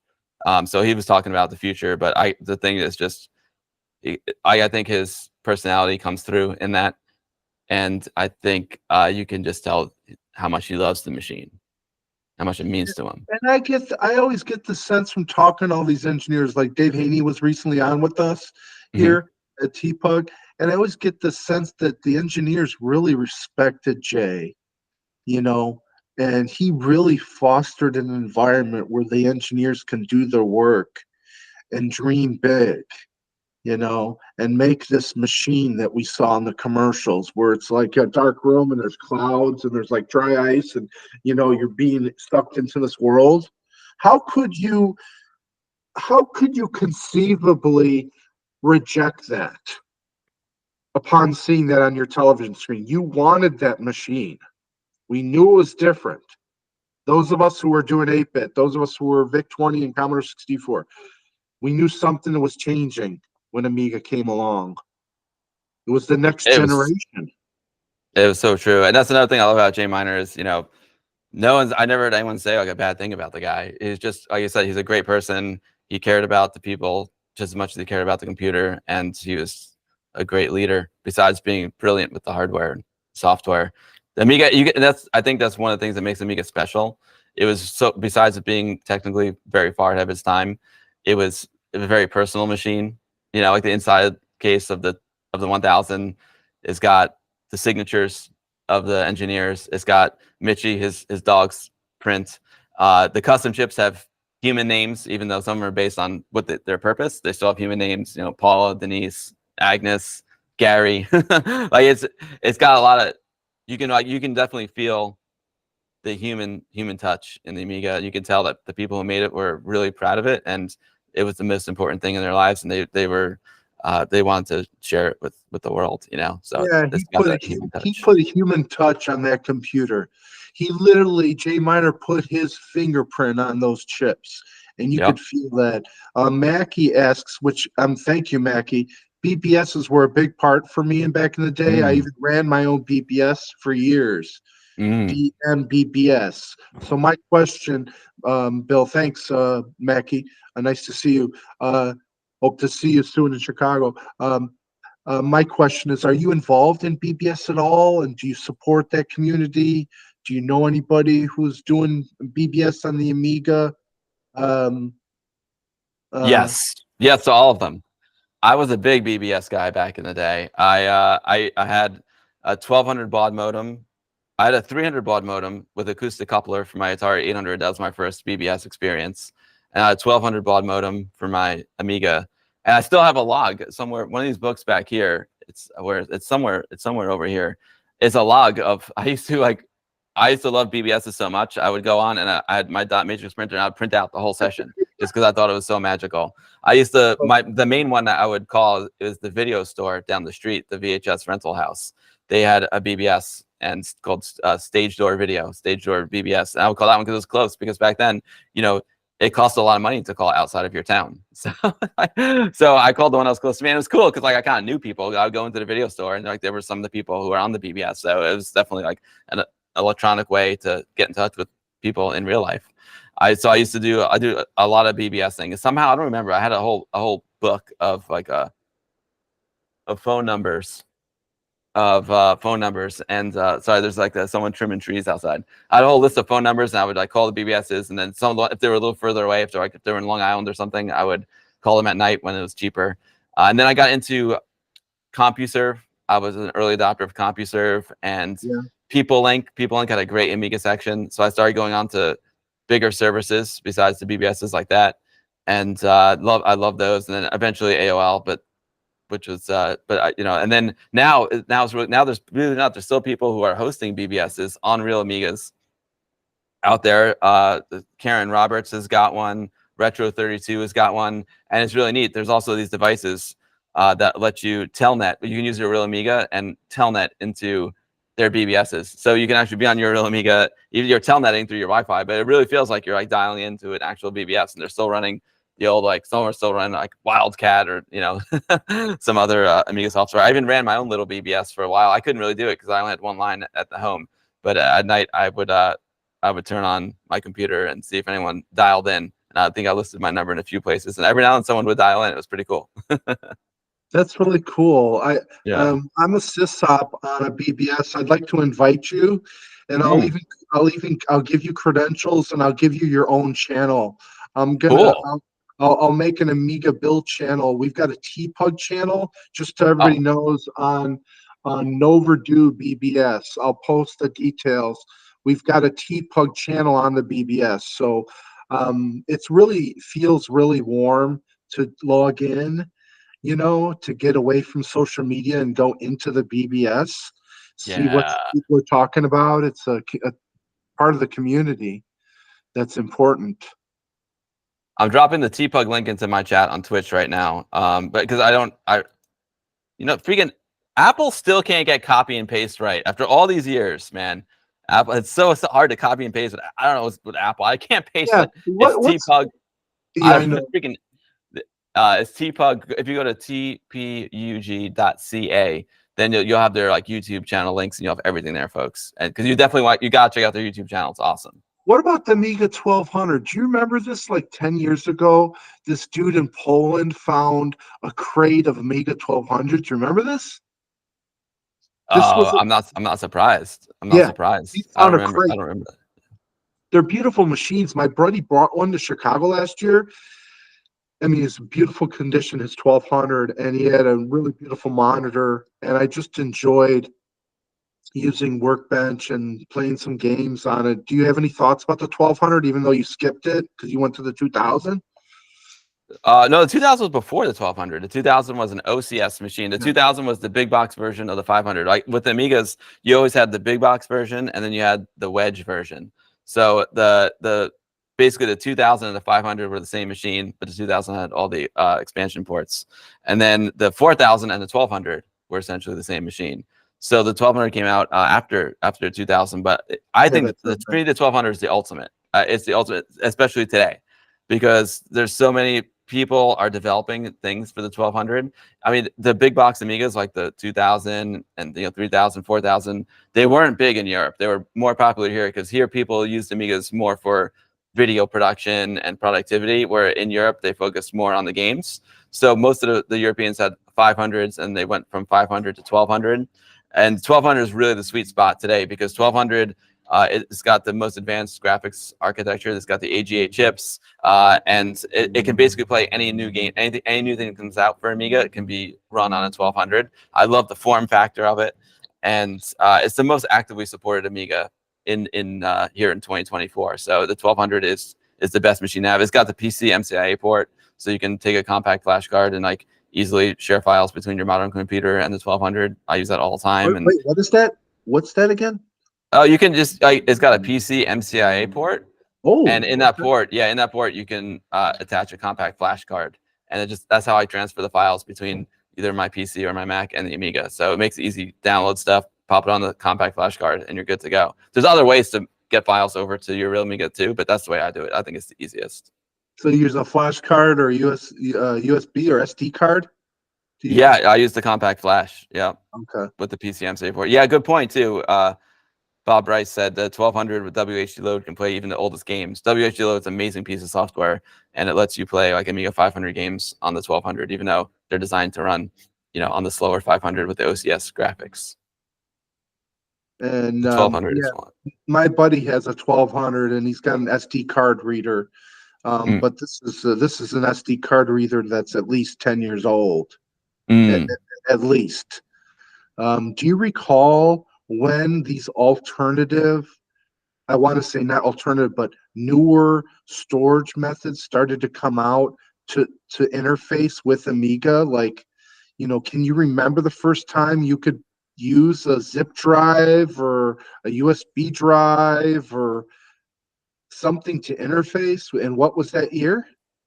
Yeah, that was. I mean, I don't remember exactly, but I mean, the Amiga 600 had the PC MCIA. The Amiga 600 was kind of like the ugly stepchild of Amiga back then, but it did have the PC MCIA port. But I don't think it was quite as useful. But yeah, I remember like back then, SCSI. A lot of people like would add SCSI drives to their Amiga, zip drives. I never had a zip drive on my Amiga, but I feel like the modern solutions, like and then yeah, USB. That kind of came late. That came very, very late in the Amiga's life. And I feel like the modern ones, I don't know exactly what year they started coming out, but people like when they started replacing their hard drives with compact flash cards, I'm feeling like 2010-ish, when all the new solutions came out. But I'm just pulling that number out of the air. Don't quote me on that. So do you know of an external, an adapter for a USB or SD card reader for my Amiga 500 that I could connect to it? And I could, put ADFs on it and play it. Yeah. And you have a Yeah, well, solution? for the 500, there's two great things. Guru, please. Yeah, Give me a solution.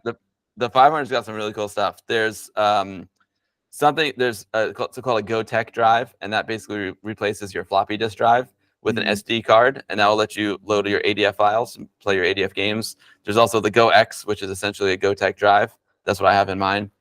Pop in that SD card, and you can select whatever ADF floppy you want. There's something called the Go Drive. The Go Drive is really cool because it lets you keep your original floppy disk in there, and it adds the USB or SD capability to loading those ADFs. And there's something else called the ACA 500 Plus. It goes into the side expansion port, and it gives you two compact flash slots. One is Amiga formatted, and you can load up your OS onto that. So it's like having a hard drive. And then the other one, you can format your compact flash card FAT, and then you can transfer files over to it from your modern PC like that. So if you get an ACA 500 Plus and you get yourself a Go X drive, you'll be styling. So GoTech or GoX. Yeah, I like the GoX is just easy because it comes. You can GoTech is fine too, but whatever solution is already like mounted, like the GoX drive, you can it comes with the 3D printed mounts like all set up and ready to go. You just drop it in. I like easy. The GoTechs, some of them are big. Some people have made other mounts for it too, but they basically do the same thing. Yeah, and then the Go drive as well. My buddy has an old version of the GoTech. It has like an LCD screen, black and white. Do you remember the early ones that came out? They had an LCD screen that showed the file name, the ADF file name. Yeah. I've got that over here. It's an OLED like LCD. That's part. You can get them for the GoTech drives, and you can also get them for the GoX drive. I got it. Let's see. This thing connected? Let's see.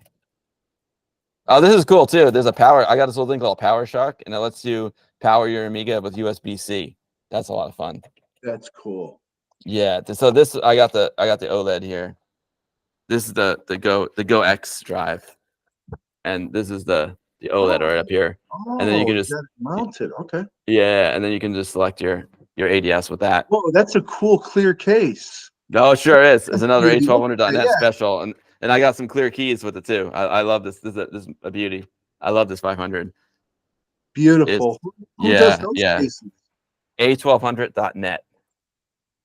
Okay. Yeah, it's you can get them directly from them. That's the best way to do it.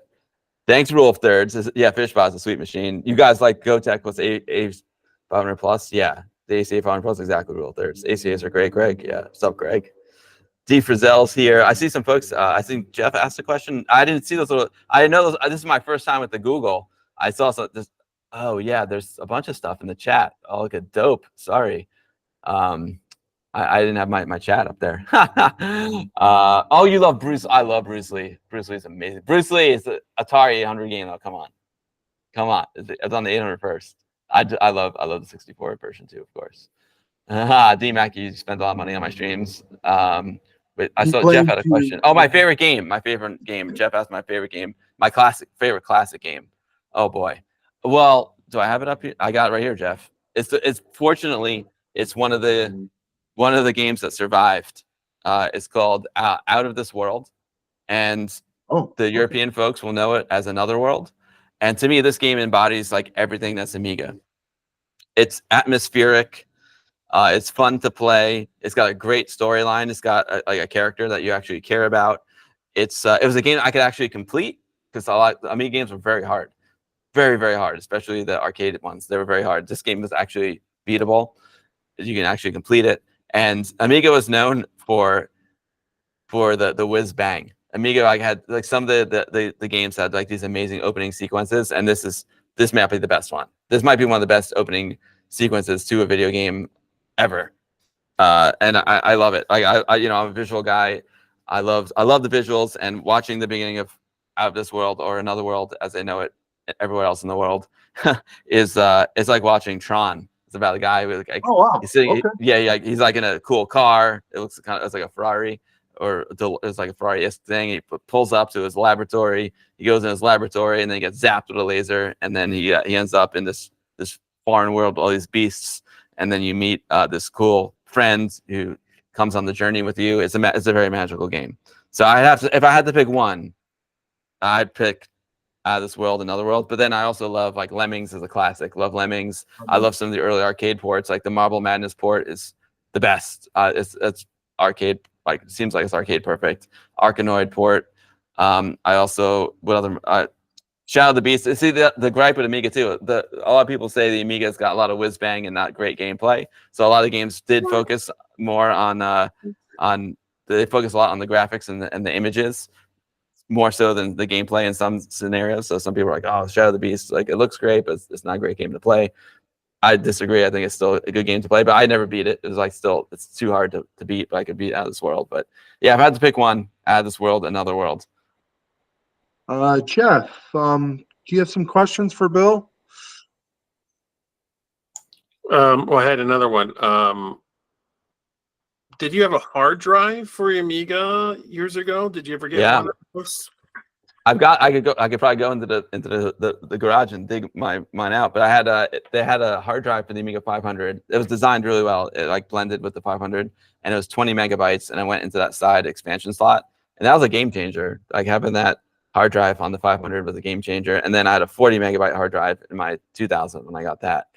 So that was the hard drive was key. It was really, really important to have a hard drive, especially like when you're doing stuff like graphics. I also used a program called PageStream. It's a desktop publishing program, and that's how I made the newsletter for Westchester Amiga User Group. And I had them all saved on the hard drive. Printed them out with a PostScript printer. So it was the hard drives were key. But not like having a hard drive on the 500 back then was rare. It was very, very rare. Someone asked here, do you feel that a big part of their love for the C64 and Amiga is partly due to the fond memories of the 80s?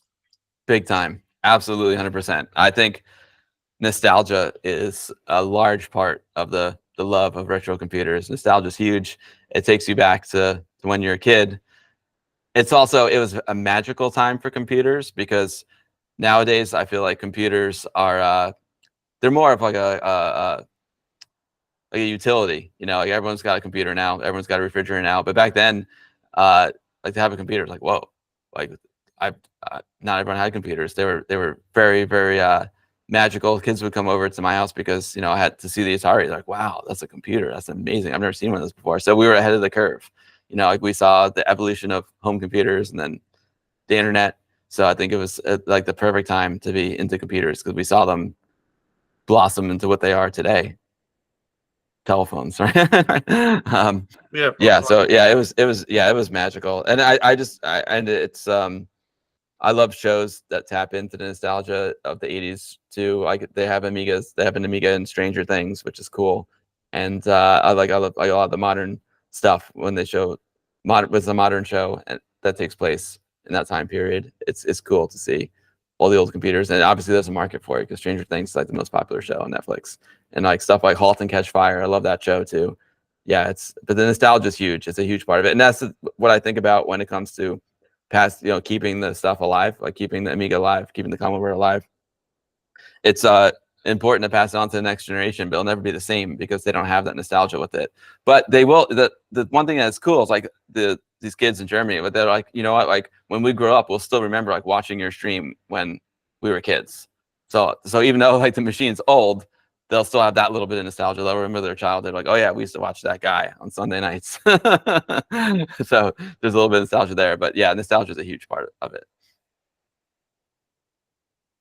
So I know in the C64 there's a big demo scene, especially in Europe, and they do the most amazing demos that really push the C64 to the limit.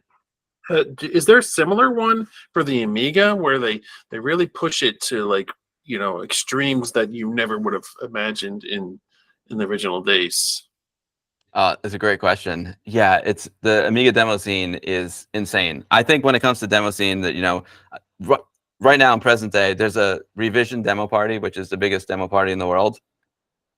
They saved their PC demos for last. All right, fine. But right before that is the Amiga, because the Amiga demo scene it's so strong. And some of the demos that are coming out these days, they just take it to a whole new level. And the coolest thing about some of these demos that blows me away is not just the ones that are like, oh, that runs on a 1200 with an 060 in it. That's cool, don't get me wrong. But there are these demos for the Amiga 500 that are just like, what?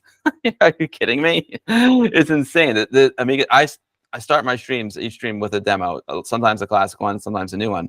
But the amount of new demos that are coming out, the demo scene is super, super strong. The Amiga demo scene is really strong. I wasn't into demo scene when I was a kid because it wasn't big here in the United States. And then it's kind of something that those wild Europeans used to do. But now, like for me, the demo scene is like the coolest part because what do I love? I love art and I love music, and that's what the demo scene is. It's a subculture of art.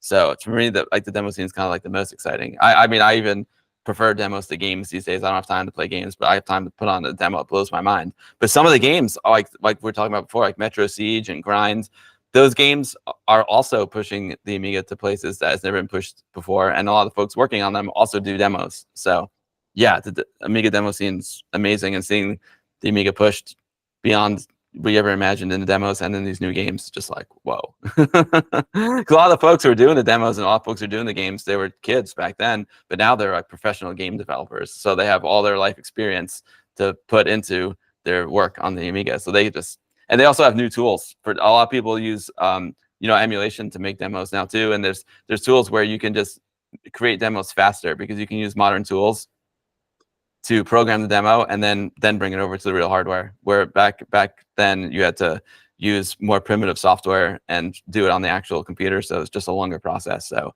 now they're just doing crazy stuff. Yeah, so on the C64, there's lots of modern ways of developing on a PC, and then, you know, exporting it to a binary that you can load onto a real C64. So that's good to know that there is also an Amiga world. Exactly, they're doing the exact stuff on Amiga as well. And some of the music that's made is incredible. The amount of I can't believe how they can fit so much into like such a small space. The compression is just incredible between the visuals and the music, and their coding skills and their compression skills are just off the charts. I don't really understand how it all works. I've been to some demo parties, I've been to some seminars, and you know, I'm not a programmer, so I don't quite understand all of it, but I can appreciate what they're doing and the way they compress things and get it all to fit into such a small space and be able to run on such primitive hardware. It's incredible. But the cool thing is, like, the final thing is awesome. That's what's really cool. It's like, it's not cool just because it runs on old software. Like if I show one of my favorite demos to like a friend who doesn't know anything about retro computers or demos, they'll watch it and they're like, that's cool. Like that song rocks and those visuals are cool. Like it's cool because it's cool, not just because it's running on old computers.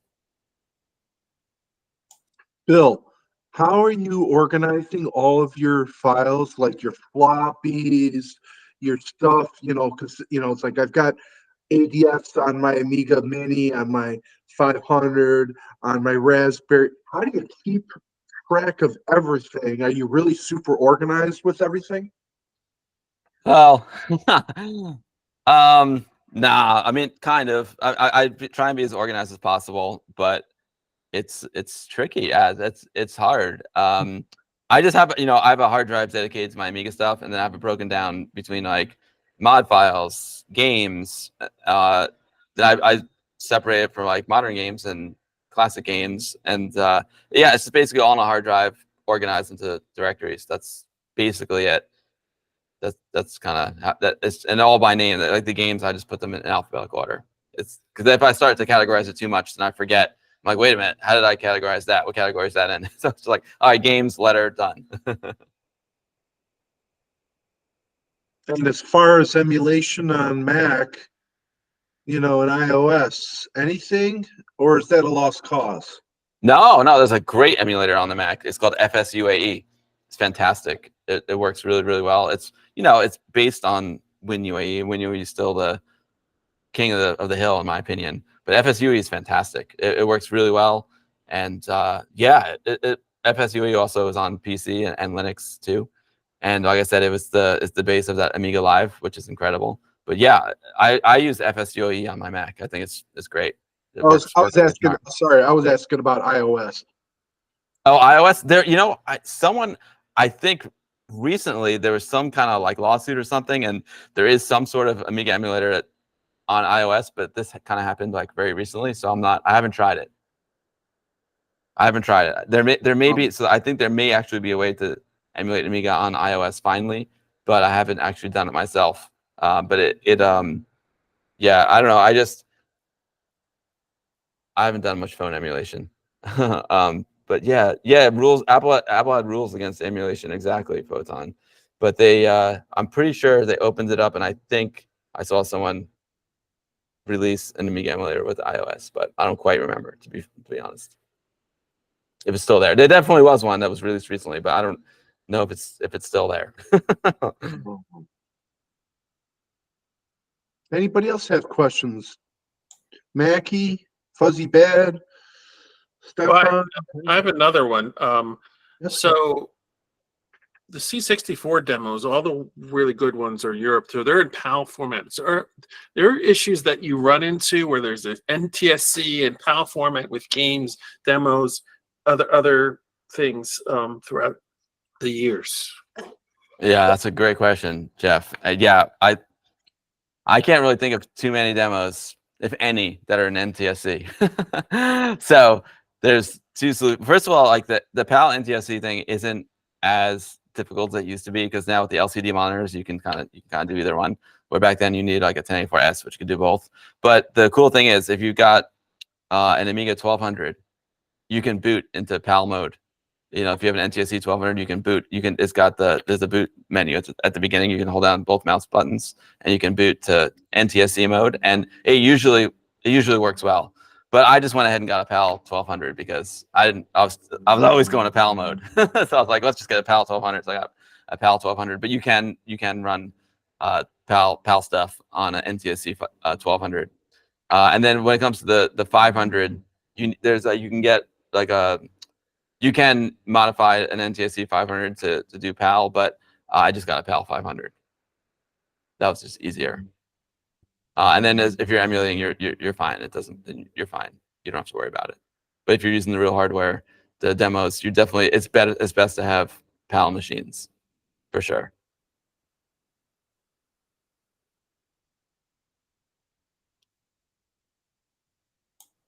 Demos are fun. I gotta get to revision one day because it's a big party. Yeah, blast every year. Oh man, it looks so much fun. I've been to our buddy Inverse Phase. He used to host a demo party at MagFest down in Washington DC, and he brought two of our friends from Poland over. Who they had a demo party over there called Riverwash. It's not just revision. There's a lot of demo parties in Europe, all over Europe. Is remarkable, and those guys would come over and teach us, the crowd at MagFest, the mostly American crowd, about demo scene and making demos and making music for demos and coding demos. And plus there was people there just coded demos, all weekend. And then it was a little demo compo that was cool. And then there's a demo party at Carnegie Mellon University that he runs as well. Oh, okay. Yeah, that's really cool. Yeah, I think I feel like it's in the fall. Demo Splash is called, but I can't remember. Those are, and there was one in Boston. There was one in Boston like last month. I didn't even know about it. But there was one up there in Boston. There's one that happens on Synchrony. It happens on a train It starts in New York at Penn Station and it goes out to Montreal. So it's really cool. So there's a couple here. But it's not, but nothing like Europe, man. Europe demo scene, Europe. That's where it's at. Yeah, what do you get when you go to Europe? What kind of vibe are you getting from them, and what is it? How has it changed your own view of Amiga? Being with the Man. Germans recently, I saw that you went to Germany and they Mm. embraced you, and you guys had a fun time. I'm like, man, I wish I could be there. What are you getting? I know you travel a lot, but what does this mean to you?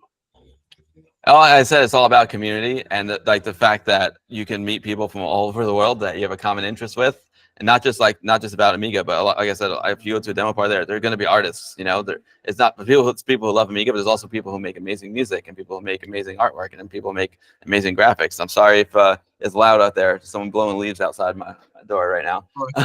But yeah, the community is incredible. So my wife is from Poland, born and raised. So I don't know, but 10 years ago, I was over there and I was like, oh, I wonder if there's any Amiga stuff going on over here because I know it was really popular. And I searched, and sure enough, there was like tons of Amiga stuff. I was like, whoa! And like they had a party. It was like it's like half vintage computer show, and half demo party, and it was an hour from her house. So I was like, oh, I'm going. And this was a long time ago, before like the internet kind of brought us all together, internationally, but. There was never like an American dude who showed up at a Polish demo party. Like there's like, what? There's like, this guy's from New York. He's coming to our party. Is he crazy? So, and oh man, I couldn't have gotten a warmer welcome. I show up, there's like hugs, and within less than a minute, there's just homemade vodka flowing beers.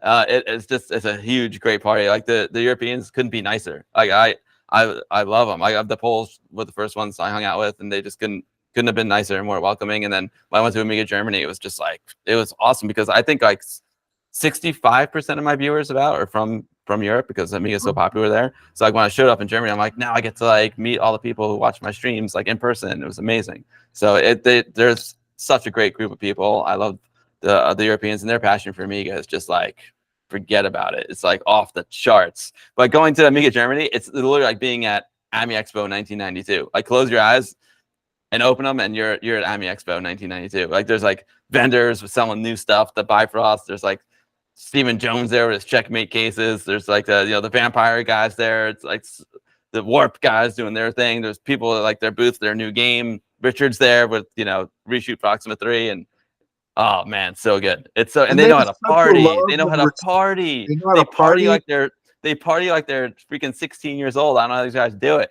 I don't. They do the Amiga show all day, then they go out at night. Like literally, it's like a techno dance party, and then they're out until like, I don't know, 4 or 5, 6 o'clock in the morning, and then they're at the show the next day.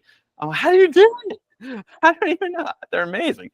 Oh yeah, that was the other cool thing about Amiga Germany. There was like we went to this really cool club afterwards, and they had Ravi Abbott. He's a part of the Retro Hour podcast. He's a great DJ, and DJ Hoffman, who did Seekanoid. They did like this really cool set where they DJ'd with 2 Amigas, and then there was Chris Hulsbeck, who also is a Commodore 64 musician, a legend. He performed live. These guys called Fast Loaders, or they're like a heavy metal band that plays the classic Amiga songs. They're like their version of like Shadow the Beast. Oh my god, it was so much fun.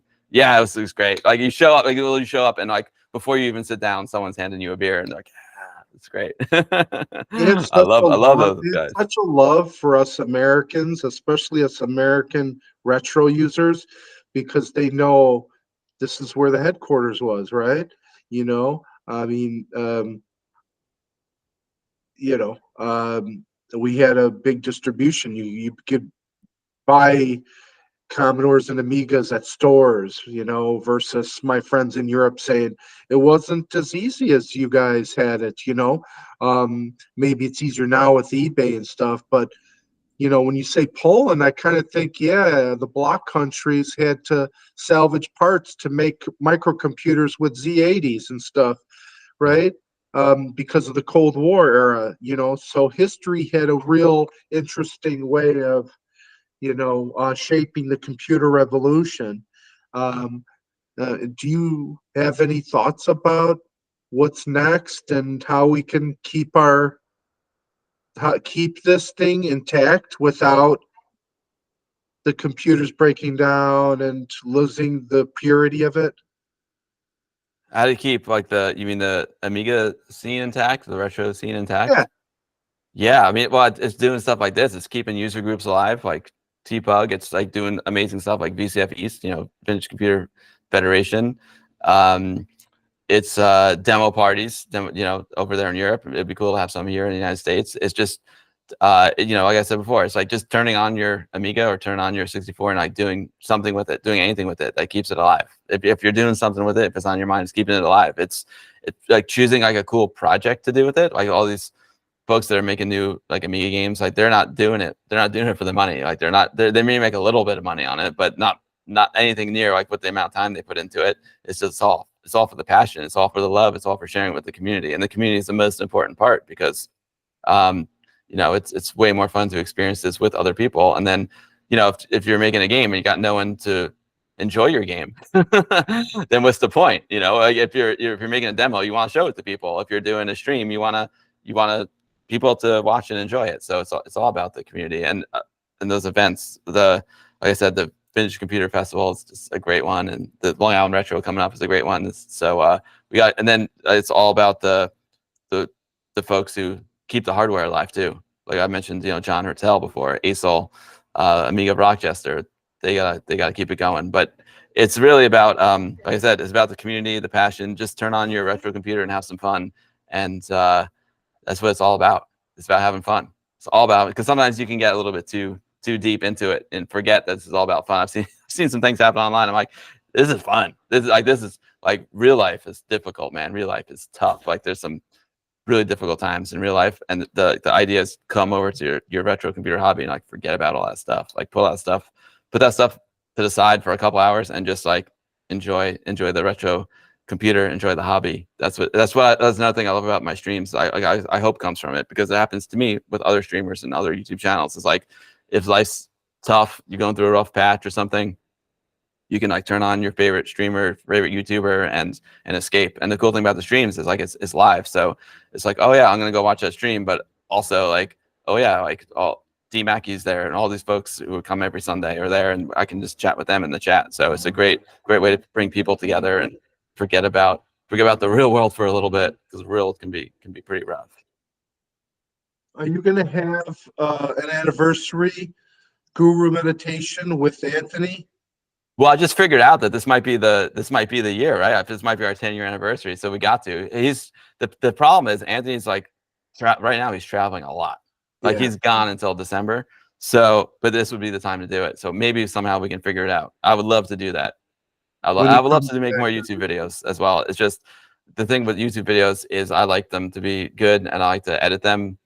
So and it takes a lot of time. Whereas the streams, I could be a little more lazy with them. I don't have to edit, which is cool. But it's funny though. I end up still putting in a lot of time with the streams because I prepare for them. And I'm very organized with the streams. Like I have a whole agenda. Like, what am I going to do on this stream? I plan it all out. I do all my research. Like what happens with Amiga that week. So I'm still doing a lot of work, but it's different than like grinding out and edit. But I still put a lot of time into the streams. And I also like, it's cool. I make video all day during the week. That's my job. So doing YouTube is like, all right, I'm making more video. But the streams are cool because they're live. It's more like a radio show. And there's something really cool about the live aspect of that. And like I said, I love the medium of radio as well. And this is like streams are like radio on steroids, because then you can like talk to other people at the same time. And the new Amiga that's coming out, you said, let's see what that's about. That kind of sounded a little cynical, but we don't know. It's a full-size Amiga, but is the keyboard going to be usable, or is it going to be like the Mini? What is it going to be, FPGA? Do you know much about this? The rumors of this new Amiga? Oh, I didn't mean to sound cynical. I'm excited about it. I'm getting one, of course. I just don't know what it is. I really don't. All I know is that they say it's a full-size Amiga console. That's what they said. I don't think it's going to be a console personally. Again, I'm just looking at the past history of that company, of Retro Games Ltd, and they had a mini Commodore 64 without a working keyboard, and they had a full-size Commodore 64 with a working keyboard. So I'm guessing it's going to be a full-size Amiga with a keyboard. So it's the same company, so I imagine they're just going to stick to that business model.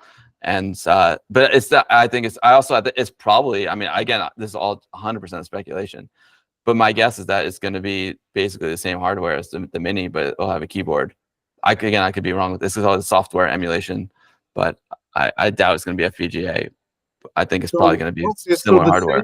The same people that came out with the 64 Mini and 64 Maxi, Mm-hmm. those cats, right? Mm-hmm. So I'm very skeptical that it's going to even have a workable floppy drive, right? Oh, I doubt it. Yeah, no, I'll be shocked. It'll be like a FAW hard floppy drive, right? And then HDMI out. It'll have that. It'll have that. Mm-hmm. Yeah. I think it's literally going to be the Mini with a keyboard. That's just my guess. Okay, but it's not FPGA then. I don't know, but I seriously doubt it. Doubt it. Yeah. To hype it up. But you're looking forward to that. I'm psyched for it, man. You know, it's just cool. That's another way to keep the community alive. It's another way to keep Amiga alive. Is just all these people making new hardware, like new Amigas. Like we have we have that one coming out. So that's the whatever it's called, the new Amiga console from Retro Games. We've got the Vampire V4. Then we got something called the Orb. The Orb is coming out. I'm not sure what the Orb is exactly, but the Amiga Orb, it was announced at the Kickstart 2 party in the UK like a couple weeks ago. We got this A600 GS, which is the concept behind that. I was talking about AmiBench and how to use AROS and AmiBench. The concept behind that is like, what if Amiga OS could hit the ARM chip directly instead of doing emulation? So they made some libraries that do hit the ARM chip directly. So that's a step in the direction of making Amiga work natively with ARM versus emulation. So that's interesting as well. Amazing. So which one do I invest in with all these options coming up? If I were to choose one, do I put my money in the LTD people or these other things? I think first of all, you have to decide, do you only care about the device emulating Amiga, or do you want to run other stuff too? Do you want to run 64? I still think the Pi is the best. I think the Pi is still the best. I think the Pi is. But I love all these other projects. I think if you're into the physical style, if you want to look good, the Retro Games LTD, like their A500 Mini, that looks good. It's like a well-made, good-looking device at a good price. I know people have picked it up recently on Amazon for like $89. That's a great price. And I think the A500 Mini. Oh yeah. Yep. Yeah. Oh, okay. Yeah, I saw that. It kind of piqued my interest. Yeah, it's cool. It was like 80-something bucks. It's crazy. What? Yeah. Oh. Yeah. That's I don't know if it's still that price, but it was that at Christmas time.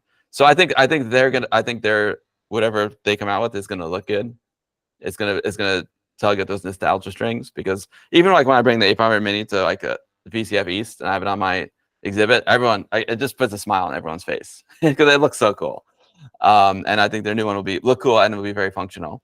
Then you have other things like the Vampire V4 and the other one I was telling you about, the 600 GS that just came out.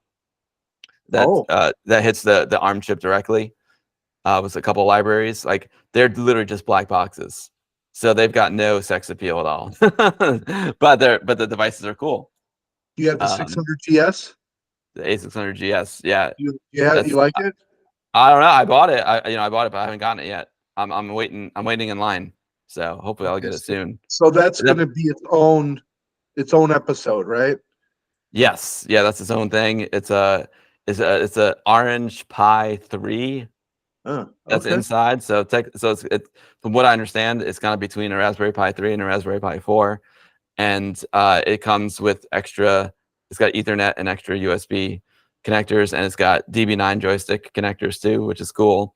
But the idea is to try and separate Amiga from the Kickstart ROMs. So it's based on AROS, and the other concept is to like start hitting the ARM chip directly versus pure emulation. And it comes with Octamed, a new version of Octamed. So they're actually, and it's got a new version of Personal Paint.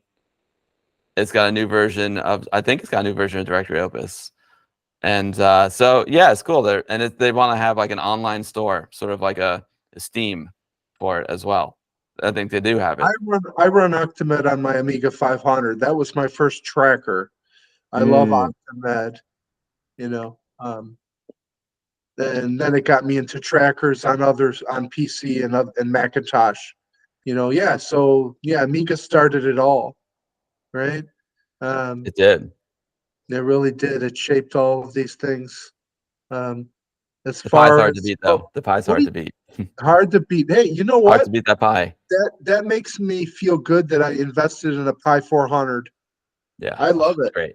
It's great. I play and when I'm cooking, I put my demos on in the kit on my TV, and I play Amiga demos or mod files on my amp I love player, it. my Amiga amp.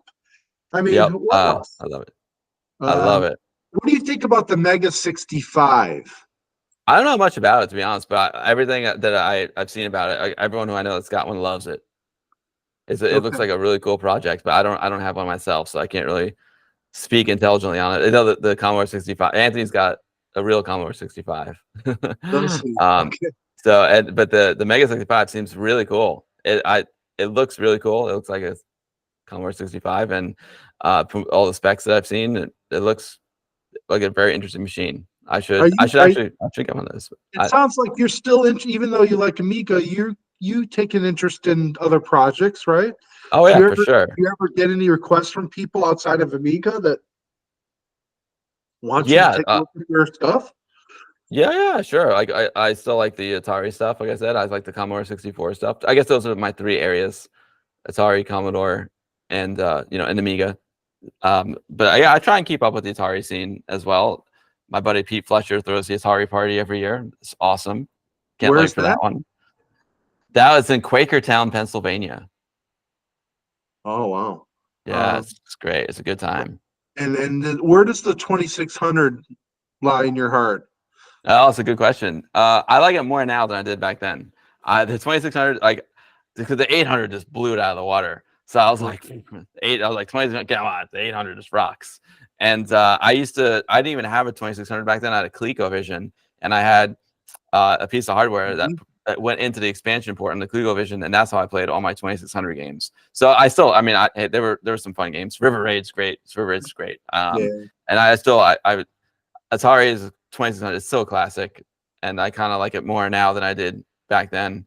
But I still have fond memories of the 2600. I go to my friends. All of my friends had it, so I have good memories of playing the 2600 at their house.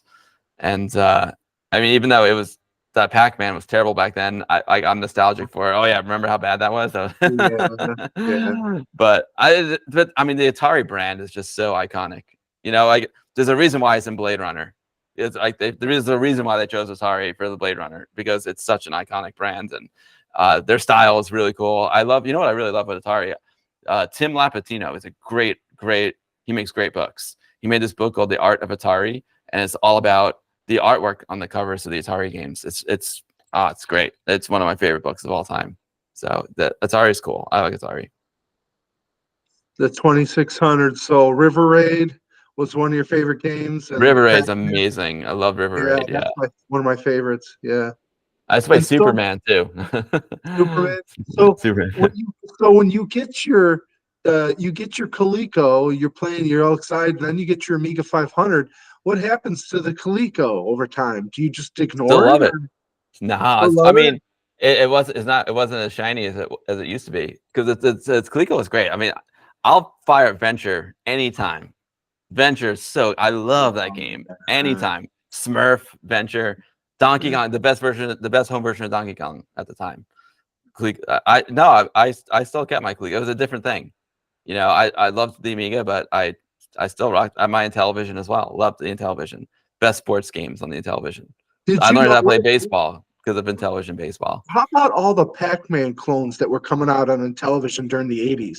I always got a kick out of that. Like, all these games that were trying to copy Pac-Man, and then they got sued. There was a massive lawsuit over these clones. Yeah. But those were different. I always thought that was interesting in the 80s when I saw my friends have these clones. And I had the Pac-Man on the Atari 2600. I'm like, this is really weird. Why are they trying to copy this? Oh, maybe because it's the most popular coin op of the time, aside from Space Invaders. Yeah, the Atari 800 had the best version of Pac-Man. Oh, okay. It was the best. It was the closest one to the arcade. I love that one. And it had another clone called Jawbreaker. That was a lot of fun. And another one called Ladybug. They were pretty good. Oh, Ladybug was on the ColecoVision, I think. I think Ladybug was on the ColecoVision.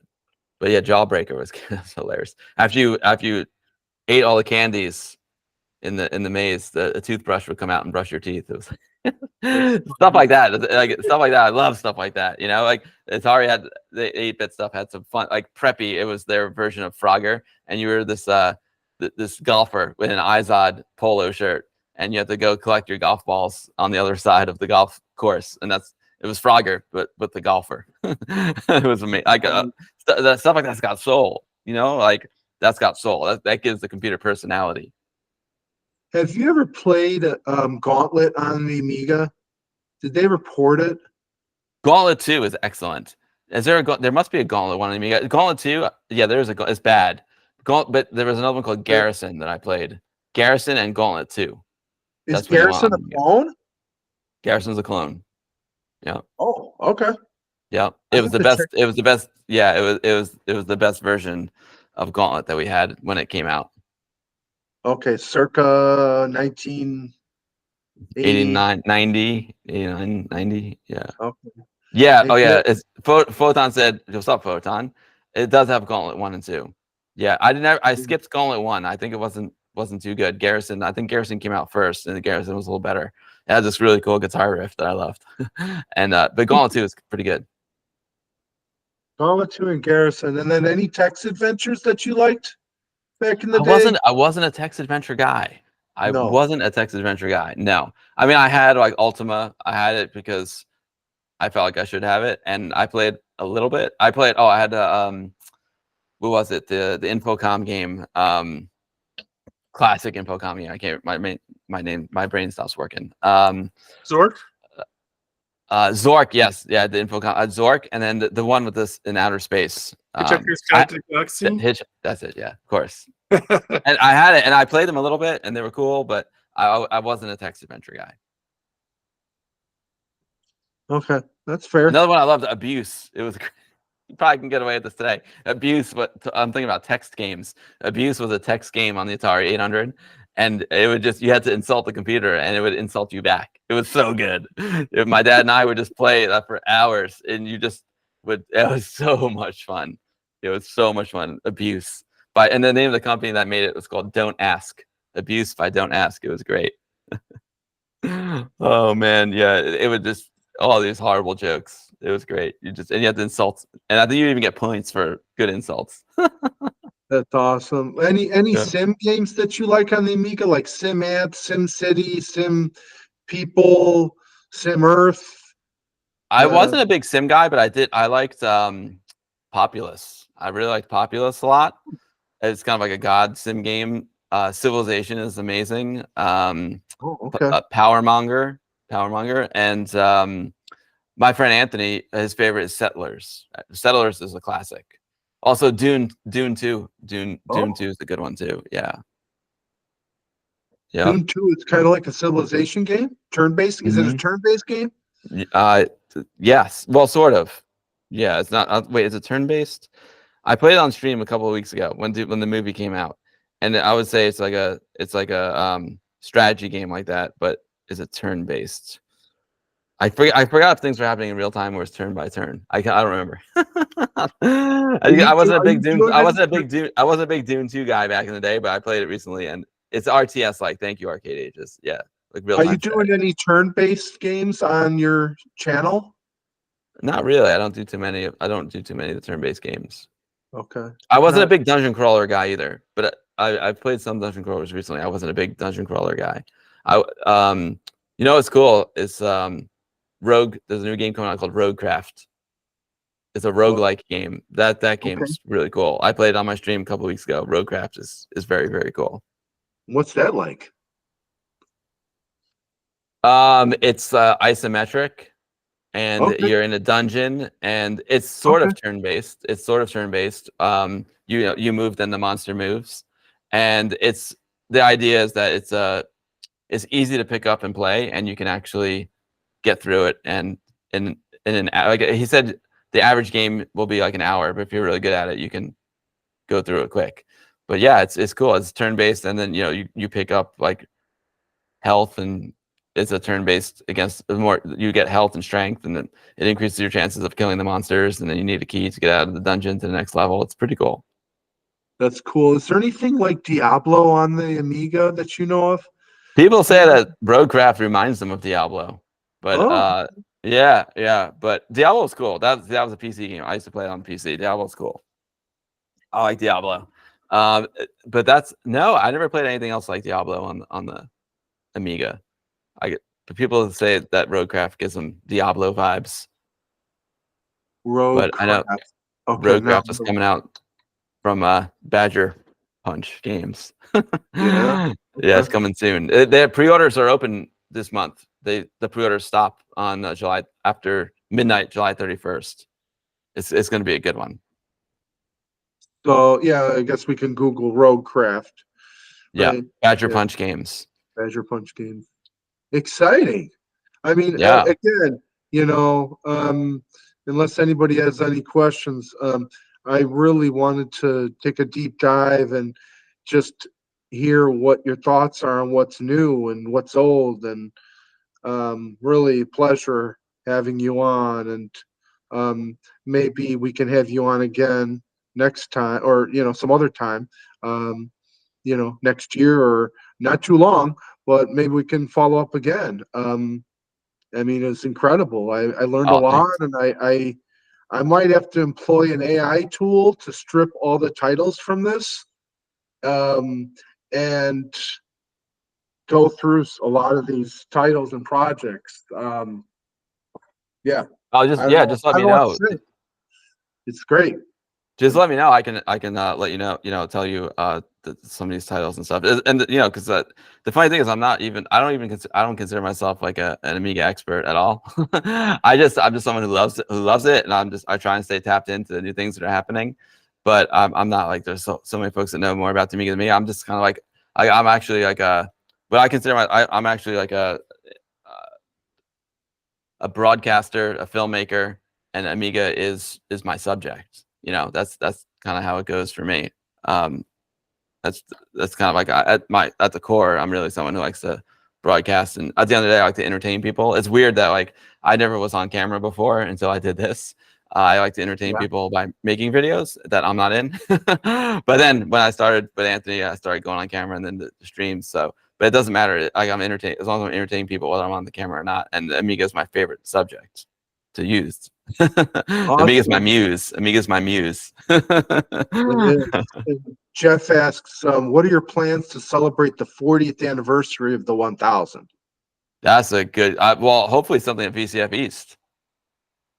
That's So I hope we have something cool at VCF East, and I'll help out with that any way I can. And that's plan number one. And then plan number two would be to go to the event in Germany. That's going to be the biggest one in the world. So Really? those are my two plans. And maybe I would love to. I mean, I feel bad. I've never been to AMI West, so I think AMI West will be good this year.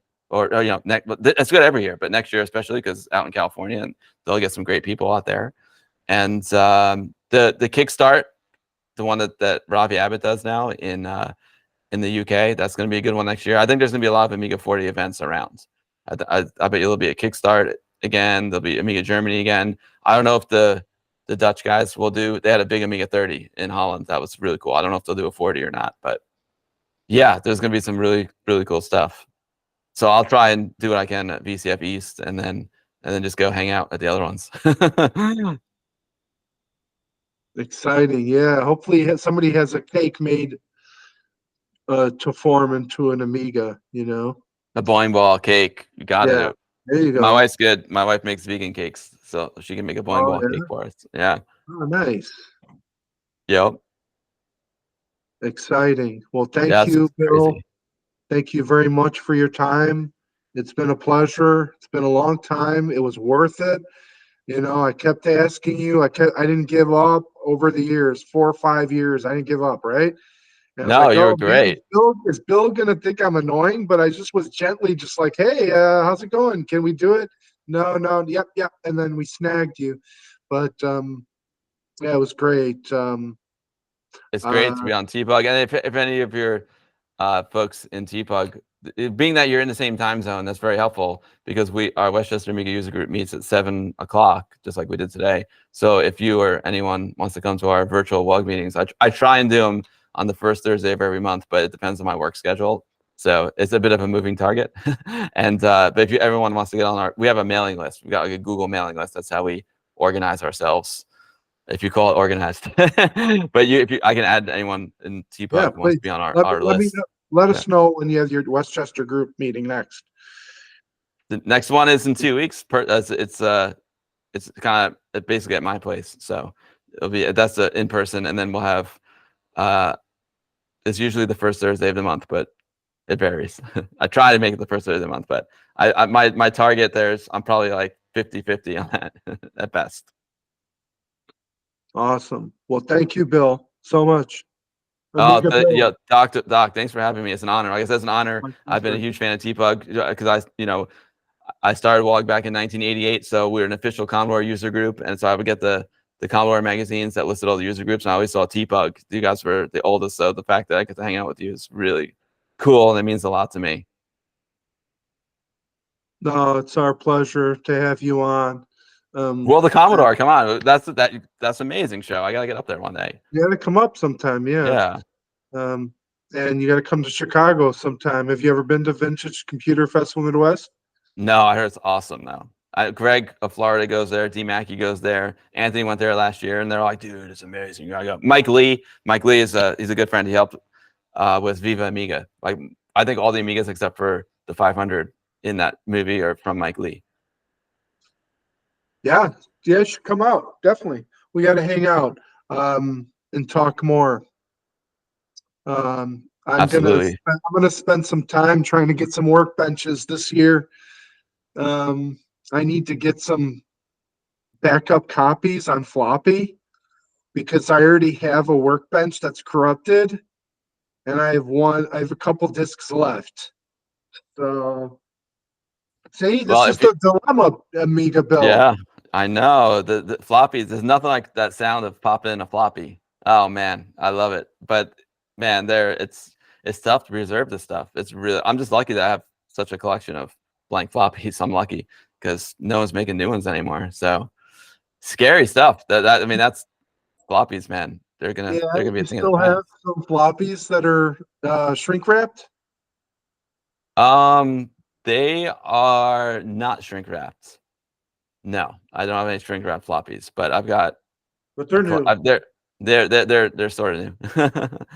Thanks, brother Bill. What's up, dude? Yeah, definitely. So yeah, the other thing that's great is like if you have any questions, just reach out to me. The Amiga community is so helpful. Like everyone's so helpful, and they're so like they all love Amiga so much. They just want to share it with everyone. So if I can't help you, if I don't know something, I can put you in touch with someone who does. And they'll be. I know we were going to end. I know we were going to end, but if you have a minute or so, where do I get like workbench floppies? Like one. I mean, I would download an ADF and then make your own. That's what I would get, the ADF and make your own.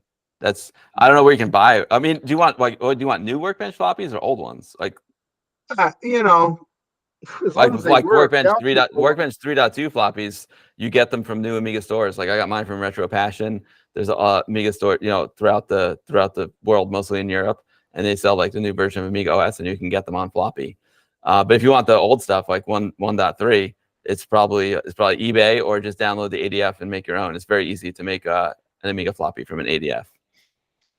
Yeah. Photon. There's Photon just said you can buy the new from the Amiga stores license. Weasel. Yeah. Yeah, the new one, the new version. I don't know if you can. I guess you could buy 1.3 new. I don't know. I never tried. I bought. Like I said, I bought all the 3.1 and 3.2. I bought from Amiga stores. But if you want 1.3, I usually just make them from ADF. And also, even the new versions of Amiga OS, you can you get the ADF, and you can still make your own if you don't buy the actual floppies. Legally, Yeah. I'm talking legally. Yeah, like you legally buy it, they give you the ADF, and then you can make your own floppies. Yeah, I've heard of Grease Weasel. That's a great option. Grease Weasel is great. I use something called Easy ADF, and another one called ADFer. ADFer is a good one. It's simple. My friend Rob Cranley made it. He's amazing data. It's the same guy that made the LED lights in my Amiga. ADFer. ADFer? It's software? So simple. Yeah, it's simple. It's just like ADF file, put it. I got a floppy disk and DF0 go, and then vice versa. Like make ADF from DF0 done. Super simple. Is ADFer. this available online? ADFer? Aminet. I think it's on Aminet. Oh, okay. Yeah. I gotta write that down. ADFer. And you have to have a external floppy on your PC, right? No, you do this on the Amiga. Oh, okay. Yeah. But I think Rob might have just made something where you could just do it without a Grease Weasel on the. I don't know. I just do it on my real Amiga. I bring the ADF file over to my 1200 or 500, and then I have an external floppy drive, and I make it that way. Yeah.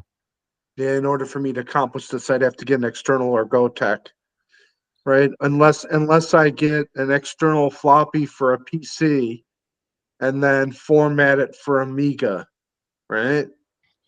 Yeah, that's I never made an Amiga floppy on a PC, believe it or not. I've only used the Amiga. Wait, what Amiga do you have? You have a 500? Yeah. So And if you get I've that, got a 4000 that I'm starting to repair. okay, great, you'll be fine then. But if it with that 500, I would get that ACA 500 plus. It's amazing, and then you could make those ADFs with ease as long as you have a real floppy drive, obviously. Vinny G, so what was yours? What did you just say again, Bill? ACA 500 plus. ACA 500 plus. Yeah, from individual computers. From individual. You'll love it. It's amazing. Oh, I have to check that out. Yeah, Thank you. that's great. Vinny G says drawbridge is the PC ADF interface. Oh, drawbridge. Got it. Oh yeah, and Greg said that he and Anthony used the thing that Rob's another guy in the community is amazing. And they mounted a real Amiga floppy in Windows. That's cool. With drawbridge? No, it's Rob, this guy, this crazy mad scientist who made that floating bowling ball over there. he's got a new system going right now where he's trying to make it easier to interface Amiga with Windows. Okay, please connect. I never used drawbridge before. And then Jessica says, get a GoTech. Thank you, Jessica. GoTechs are great. They're great. Jessica had her Amiga at Chicago last year and had a GoTech. Jessica, was it a 8-1200 you had? Yeah, I think on Saturday I showed my 500 800. and on Sunday I had the 1200 out. But I don't like replacing the internal drive with the GoTech. I like to do it external. So I guess my advice would be to connect it as an external drive, and then you could just write the floppy. Okay. Yeah, you can get that Go drive. It's called the Go drive, and that lets you that lets you keep your original floppy disk inside. It's really cool. Or you can use it as a GoTech basically. And it mounts nice. Like you see, I had my OLED mounted on my 1200. It mounts like that, and it's got the little dial on it. And you can choose your ADF file. Has some of these options become difficult during the pandemic? Did, like for instance, with the Commodore 64, the Ultima, SD card reader, there were, backups with that, delays. Have we seen that with Amiga products? There's definitely things were definitely messed up. I don't know about GoTech drives. I don't know how messed up they got, but I know but the Solus board I have in here, it's still basically delayed because of the pandemic, and then those all don't even get started. It's a bit of a sore spot, but the A1200.net cases were heavily delayed with the pandemic. Oh, okay. Yeah. I felt bad for him. That was rough. ACA, but yeah, it is buying new 1.3 discs is hazy. Exactly, Photon. But yeah, the like Jessica said, the GoTech is great too, and I like having a. I agree. If you only have one Amiga, like having a real floppy drive and that solution together is the ultimate, because what we talked about before about keeping things original. There's something special about still having that floppy disk. I Right. agree totally. That's why I want to boot. I want to continue to boot my 500 with my floppy. You know, Vinny G posted a link, amiga.robsmithdev.co.uk. Same Rob? That's Rob. That's the man, Rob Smith. He the man? He's the man. And he also makes a cool thing that you should know about. Actually, you guys need to get in it. It's called Retro Directory. So, and the idea is that wherever you travel in the world, you could find like the local retro club. You know, they have all different clubs. So TPUG needs to get onto Retro Directory, retro.directory. It's really good. Okay. And it's all map based, so you can like zoom in. So like even like barcades, he's got barcades on it. He's got user groups. He's got shops. It's TPUG should definitely be. I added VCF. I'm pretty to it. So and WUG. That's Rob's drawbridge then. Mm. Yeah, retro.directory.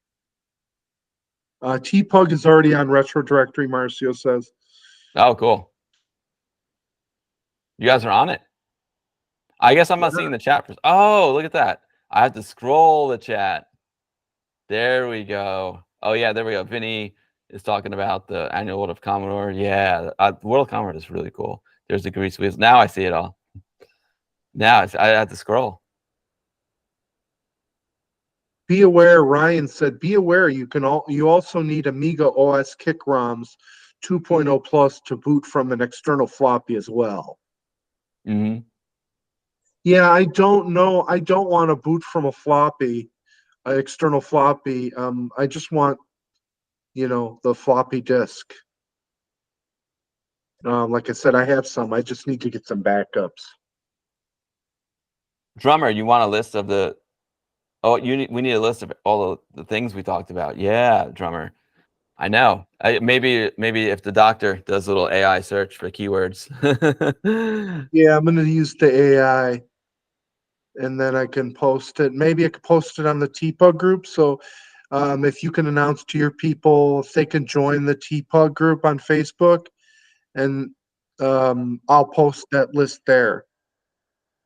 Oh, that'd be great. That'd be cool. I follow you guys on Facebook. We didn't do Facebook just because there's some old schoolers in WUG who are like, nah, I don't do Facebook now. So we're old school email. Ryan said boot external GoTech is nice. Then you could write to your internal floppy if you have to go that way. Yeah, that is nice. Okay. It's probably a faster boot, huh? If it's from the external? But no, the ADFs, the GoTechs are the same speed. Okay. Photon, you want me to go to World of Commodore 2024? It's not far. It's not that far. Toronto's easy. Photon does really great streams too. He's from Scoopix, demo group Scoopix. Cool. Awesome. Loves classic. Come on. Him and Proton sent me the demos he did on the V4. I'm going to show him this week. They look really cool. Oh, sweet. Yeah. Where are they from?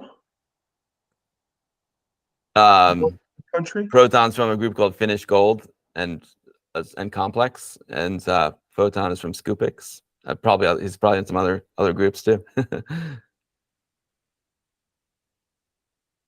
Sweden. You're in Sweden. There you go. Oh, they're waking up right now, huh? Or no? No, they're drinking their coffee, trying to power through. It's amazing that you're here, Photon. I'm even semi-serious though. It's up to us and being progressive. Yeah, it is totally. You have to take the initiative. Exactly. You should have been in bed 4 hours ago. See, the Amiga fans are so dedicated. Amiga Cami, like I said, who gets up on a Monday morning at 5 a.m.? I'll tell you who. Amiga Cami does. It's the passion. It's the passion. I'm telling you, it's impressive. Impressive. Yeah, it's the love. It's the power of love, as Huey Lewis said. How about, okay, so since you're still on, top 3 80s films. Oh man. War Games came to mind. Ferris Bueller's Day Off came to mind. Yes. Let's see. Then the third one. Oh man. War Games, yeah, War Games, Ferris Bueller. I mean, I kind of want to go Tron, but War Games, Ferris Bueller. What else? I really liked Can't Buy Me Love. Love that one. It's silly. Patrick Dempsey. The thing is, after those, there's just so many. War Games, Can't Buy Me. War Games, Ferris Bueller. You know what? I'm gonna switch genres, and maybe I'll do like Nightmare on Elm Street, because I was a big horror fan when I was a kid. Oh, okay. Oh, Empire Strikes Back, Dark Crystal, and Labyrinth. Empire. How could I not say a Star Wars? All right, maybe Empire. I don't know. Indiana Jones. It's hard. Maybe Empire, Bill. Are you serious? I mean, I love Empire, but to be Maybe fair, Empire? Empire instead of Nightmare. It's a better movie. I mean, Empire. Come on, Sure. it doesn't get. look. I mean, you see, I got the AT-AT Yeah. up there. Come on now. Empire's a good one. I What probably about should have said Empire. Ghostbusters? I love Ghostbusters too. I love it, especially being from New York. Love Ghostbusters. There's too many good ones. Have you ever But been War to Games, that? War Games really sticks out. War Games is like, if I had to pick one, it'd maybe War Games. Okay. Have you been to the fire station in New York? The Oh yeah. Ghostbuster? Okay. Yeah. Did you get a selfie there? Oh, I don't think I have actually. Okay. Back to the Future, yeah, Back to the Future is a great one. Next time you go to that, Michael J. Fox recently. Oh. It was really cool. He was a really nice guy. you met him? Yeah, it's called Still. It's on Apple TV Plus. Oh, okay. Documentary. Yeah, he's really nice. Was it amazing to meet him? Wow. Yeah. An icon. Yeah. I mean, Yep. come on. I mean, like Back to the Future was so iconic. I mean, I remember seeing it in the theater. Was it incredible to meet him? Absolutely incredible. Super nice guy, totally down to earth. Couldn't be nicer. Great dude. Short Circuit's a good one, Greg. Yeah. Oh, Number 5 still alive. Yeah. Oh yeah. Yeah. I love it. I mean, anything Spielberg does is like, E.T., come on. It's so good. Spielberg is a master. Bill, why is it that when I watch Breakfast Club, I laugh. I watched it the other day again, and I just it was like eating a warm bowl of dessert or something, like warm bowl of chocolate. It's got a lot of heart. It's got a lot of soul. I think Yeah. was there like a recent anniversary? Because like it's on Netflix now. I think like I watched it on Netflix not too long ago. I'm like, wow, it's like Breakfast Club's making a comeback. I see a lot of stuff in my feed, a lot of shots of Breakfast Club too. I'm like, huh, I feel like Breakfast Club's making a comeback. Blade Runner, of course, dude. I freaking spent so much money. I've got Blade Runner on VHS. I got Blade Runner on Laserdisc. I got Blade Runner on DVD. I got the director's cut and this cut, that cut. Blade Runner is amazing, and I don't care what the haters say. Blade Runner 2049 is amazing. I was so against it at the beginning. I'm like, come on, it was great. I watched it. I'm like, this is awesome. I love 2049. I loved it. It's great. I'm also a huge Roger Deakins fan. It's the 40th anniversary of Breakfast Club. Got it. By the way, they just did a documentary with the Brat Pack. I haven't seen it. It's on my radar. Oh, I know. Yeah. That's a lot of people are watching that. Yep. Yeah. Oh, there's Proton. We're just talking about you. Thanks, Proton. What about Alien? The original. The original is so good. It's psychological. People call it a horror movie, but it's a psychological movie. A masterpiece. Right? Masterpiece. Aliens. Masterpiece. Alien is so good. Oh my god. Aliens, not the Alien is a psychological. It's not a horror movie. It's a psychological horror movie. It's yeah. And what Well, about yeah, Lucas, you like Batman? Remember Batman, the the first one? original one, the 89, Yeah. 1989 Tim Burton one? Yeah. I mean, you know what I love about the movie? I love the spectacle of it because I remember I was just coming of age, I was just coming of age, and it was, I think I was in 8th grade when it came Yeah. out, and it was just like you could like go to the movies with your friends at that age, and the Prince song was so good. I mean, Batman. yeah, I mean, I actually like my favorite Batman is actually the new one, the Batman. I love that. I love Greg Fraser and that movie. I love that movie. But that's such a good. The original, the 89 one's fantastic. Oh yeah, it's so. I mean, I love all the Arnold Schwarzenegger movies. Come on, Commando, and Oh, I remember Predator. Total Recall. No, Total Recall and like the Running Man. I can't remember which one came out first. That was one of my first movie experiences, like with a friend in the movie theater. So that, yeah, the Running Man was. So I'll never forget Running Man. I'll never forget Spaceballs. I remember the multiplex theater opened up, and I went to see Spaceballs on like opening day, and I got the poster, and then the poster was like in my room for forever. Love Spaceballs. Oh, Planes, Trains, and Automobiles. Come on, that's probably that's another one I saw around that time too, with my friends in the movie theater. I think I laughed harder at that movie than any other movie. Planes, Trains, and Automobiles. That's a great movie. Running Man was first. Okay, yeah, Running Man. That I'll never forget. Running Man. John Hughes is the best. Yeah, John Hughes is Yeah, the John best. Hughes. Yeah, incredible. Spaceballs in New York. Nice, Greg. Multiplex in Hawthorne. You could have gotten the free poster. What about Mel Star Brooks. Trek? Any love for the Trek? Yeah. Oh, yeah. I mean, well, the Star Trek 4. I remember seeing that in the movie theaters. And my dad used to watch Star Trek. I remember I did like Star Trek. I liked it, but I was more of an action kid, so I was more of a Star Wars kid. But I like Star Trek more as I got older because I could appreciate it more. Do we have any Star Trek titles on the Amiga? Do you know what I remember? There's a great Star Trek demo on the Amiga. Great Star Trek demo. And I can't, I've got it somewhere. It's a fantastic demo. That's what I think of. But Star Trek games, I haven't, there maybe, I haven't played any. I'm sure there is. Yeah,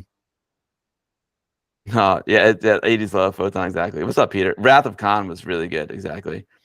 Your first computer was a PET Proton? Oh, I never had a PET, but if I had to put a retro computer in a movie, I think the PET would be my choice because I think the PET is the coolest looking retro computer. I think it's the coolest looking. I love the look of the PET. And actually, last year at Long Island Retro, they had a PET. Long Island Retro takes place in a museum of aviation, space and aviation. It's like a mini Smithsonian, and they had a Commodore PET next to the moon lander. And I was like, it's so perfect. It's so good. I love the PET. That guy and Mike's Vintage Tech, the way he puts he'll put like an Amiga inside of a PET, or he'll put like a modern PC inside of a PET. It's pretty cool projects. I love weird science. Love weird science. Weird science and what's the Real Genius. I love Real Genius. Everybody wants to rule the world. Val Kilmer living in the closet. It's so good. Val Kilmer is popping out of the closet every now and then. Oh man, I love it. I love Real Genius. Do you like Tears for Fears? Oh, I love Tears for Fears. Right. Love Tears for Fears. Mad World. Yep. And Everyone Wants to Rule the World. I think it's my favorite. Yeah. Just because of that movie too, with the popcorn, the laser, and the popcorn. It's so good. They don't make movies like the 80s anymore, man. That was fun. They make fun movies. People don't have as much fun anymore. Thanks, Musso John. What about Top Gun? Are you a Top Gun fan? Dude, are you kidding me? Oh my God. I actually, to be fair, the movie I replay most right now is Maverick because I just get fired up. I wish the opening scene was longer, but I love the original, love the new one, love Top Gun. Bill, I was very skeptical of the new one. Mm-hmm. I was very skeptical. Mm-hmm. I was blown away. It's ridiculous. I saw it in the theater. Have you seen the split image? Somebody on YouTube did a split image of the original Top Gun. Okay, look, like original Top Gun on the top, the new one on the bottom, frame by frame, second by second, and the cinematography was so accurate that it it's hard to think that you're looking at a different movie. Bruckheimer was so genius that he wanted the second film to look like the first. I don't know how he did it. That's amazing. Yeah, and How Tony do you Scott. explain it? Yeah, You're I in think the Joseph. industry. I think Joseph Kaczynski is really talented too. I thought his new Tron was really good. I like. I mean, to be fair, the Daft Punk soundtrack was half the reason why it was good, but it was cool. Like Kaczynski's not bad. I like his, and Claudio Miranda, who shot it, did a great job. He did the cinematography. That's why it looks so good. He did Tron and Maverick, and it's really cool. The Daft Punk soundtrack is probably the best part of the movie. Okay, it reminds me. I booted up a 14 simulator on my Amiga 500 recently. Remember wait, that? sorry, I was reading the Beverly Hills Cop. There's a new Beverly Hills Cop out. I haven't seen it yet. Yeah. Willow's a good one. Yeah, Tobias Richter did the Star Trek game, but what's the maybe Photon or Proton knows? There's a great. I think I have it. I've got it on floppy somewhere. It's a Star Trek demo on the Amiga 500. And they really knock it out of the park. I love that demo. Yeah, the other thing is another demo that blew me away on the Amiga. It wasn't necessarily a great demo, but it was a Pink Floyd demo. It was Pink Floyd The Wall. It came on 7 floppy disks, and I had never heard Pink Floyd before. I mean, I heard like Another Brick in the Wall Part 2. That's what they played on MTV, and I was like, all right, cool. But then when I saw that Pink Floyd demo on the Amiga, I fell in love, man. I fell in love, and they became my favorite band. And then I became a crazy Pink Floyd fan because of the Amiga demo. So was on the Amiga. Because of the Amiga, that's how I got my introduction to Floyd. That's awesome. Yeah. We didn't get a lot of demos here. It was always like, they seeped through from Europe every now and then. WizKids. I never saw WizKids Proton. But that Pink Floyd demo, the Star Trek demo, of course, Juggler demo. If it's not really a demo, but the Juggler is so classic. There's some of those early demos were really, really cool. Nice, Muso John. Yeah. 80s movies. I love it. And 80s music. My wife loves 80s music. She's like, they don't make music like this anymore. It's true. What are some of your favorite bands aside from Tears for Fears? Oh, Pink Floyd for sure. But I know they're not really 80s, but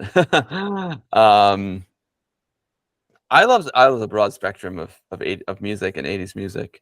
I don't know. I can't even think of there's so many good 80s. I loved like Van Halen. I loved like Quiet Riot. I loved all that. Dokken. I was a rock kid. I liked a lot of rock. Def Leppard? Come on. Love Def Leppard. Love it. Love Bites still sends chills down my spine. I've got Hair Nation's great. I'm serious. Exactly. I'm a big vinyl collector too. Beastie Boys, come on. I love the Beastie Boys. License to Ill. Beasties are great. What about Kraftwerk?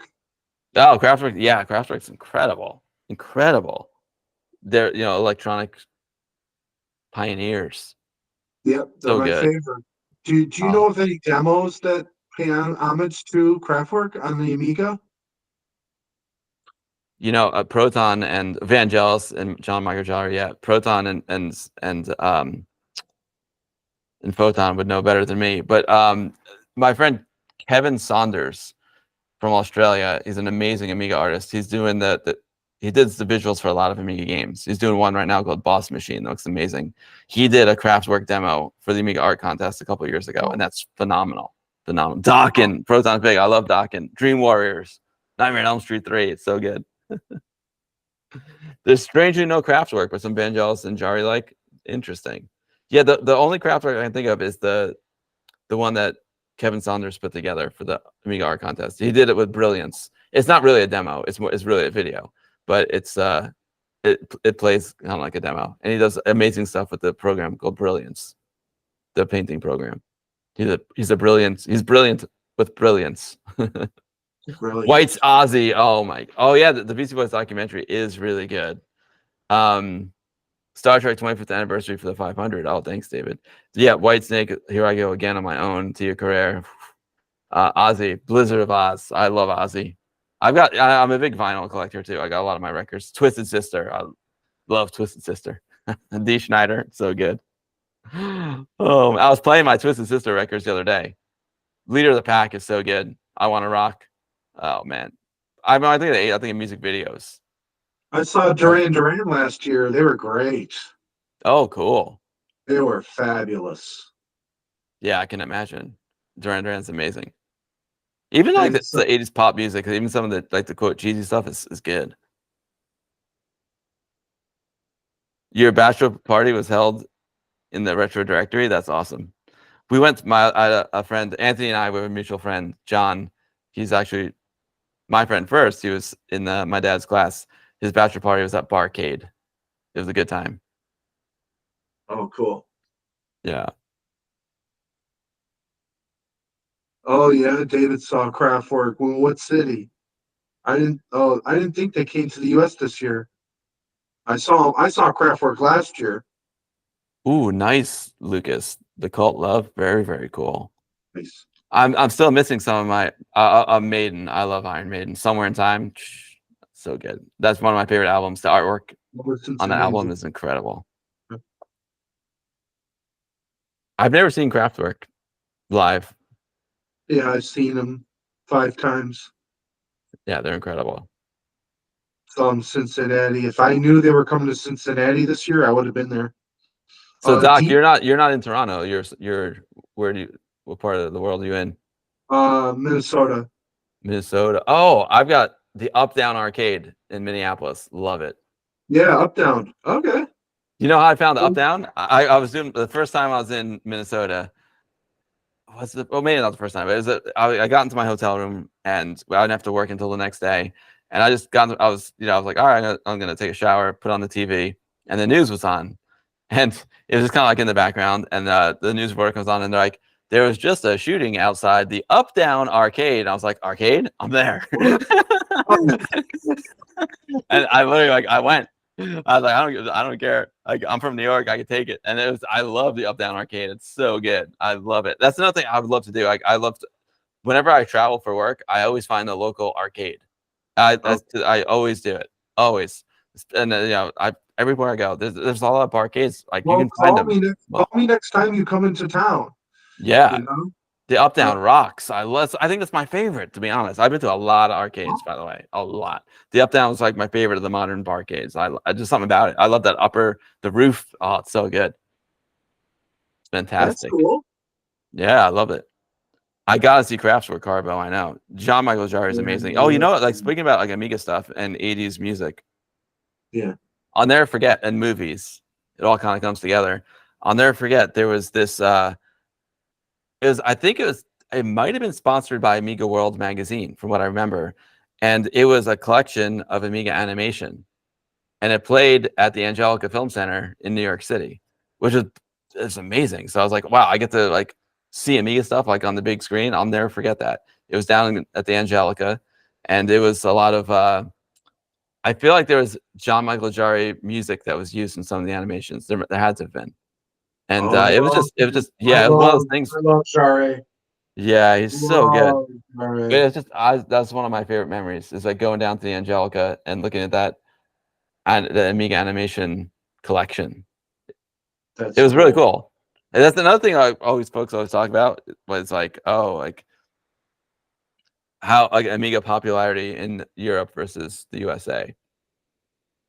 Because that's another topic that comes up a lot. But we had that. I just thought of that. I forgot. I haven't had that thought in, I don't know, 15 years. I think 15 years ago was the last time I got nostalgic about that movie going experience. Oh man, my nostalgia is nostalgia. That reminds me of whatever happened to the preservation project of the Warhol diskettes. Do you remember this? They found Warhol's Amiga 500 discs, and they were preserving them at, I assume, the Warhol Foundation. Have we heard anything about the preservation project? I haven't heard anything since. I know Carnegie Mellon preserved them, and they did some controversial things as well with his Amiga 1000. They gutted his monitor and they gutted it. Yeah, they gutted it. Well, but apparently it was like one of his Amiga 1000s, which made me feel a little bit better. But they gutted it and they put it on at the Andy Warhol Museum in Pittsburgh, and then it traveled around the country. But I'm pretty sure, yeah, you know what I did find out too? There's another great artist from New York. Doc, my brain stops. I had a long day today. My brain stops working. Oh my God, why can't I did a whole thing about it on my stream. Tangerine Dream's amazing. Wait, I was there. Oh yeah, the real Tony Rocks is from Pittsburgh. He was at the Andy Warhol one. No, there's the artist. I'll think of it in a second. He's such a famous New York artist. Anyway, I didn't realize this, but apparently, literally, like I'm like my brain just like stops working. Timothy Leary was a big Amiga fan. And he gave Andy Warhol. That's how Andy Warhol got his Amiga. He got it from Timothy Leary, and then Timothy Leary also gave it to I can't believe I can't not Basquiat. Very close to Basquiat. The guy he does all his work that it has lines that don't connect. They all connect. Crack is whack. Crack is whack. Hold on, let me Google crack is whack. I see it all the time. Crack is whack. Gerhard Richter? No. Crack is W-A-C-K. Crack is whack. Keith Haring. So Timothy Leary gave Keith Haring and Andy Warhol their Amigas.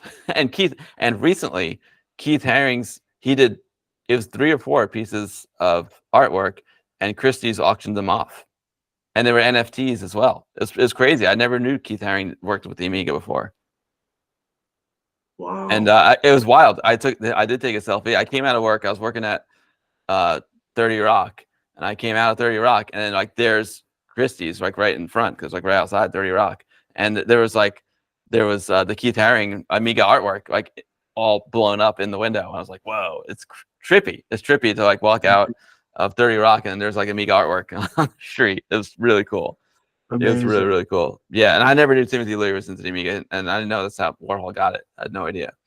And that's how. But when I read the articles about Keith Haring, that's when they talked about Timothy Leary and Andy Warhol. Awesome, AmigaBill. We'll let you get some rest. It's been a long day. Thank you. Thank you so much for your passion, for your time. Sorry about the mix-up before, but we got it accomplished, and we're really grateful for you in this community. So thank you. Oh, that means a lot. I'm really grateful to everyone else. Like, I have just as much fun doing it as you guys watching it. Like I say, like it's when I get together with the Sunday Fun Days, it's like hanging out with my friends, and then the Westchester Amiga user group is all just like hanging out with my friends, and all those people mean a lot to me. So I'm really grateful for all of you guys and all of them. Very grateful. Thank you, my brother. Much love. Sure, definitely. Thank you so much. It's an honor. Thank you so much for having me. I really appreciate it. And I hope thanks to everyone who stayed around. Appreciate it. That's awesome. Good night. All right. Good night, Doc. Good night, Jeff. Lucas, Ryan, David, Vinny G, Jessica. Awesome. Thanks for hanging out with me. I really appreciate it. I'm not an old school. I'm not RJ, Michael, or Dave Haney. I'm just a fan. I'm just a fan. Cheers. Awesome. I see Muso John, the real Tony Rocks, Corbo, Photon, all the folks over there on Twitch. You guys rock. Oh man, it's great. Drummer. Awesome. All right. Thanks, Doc. Thank you, AmigaBill.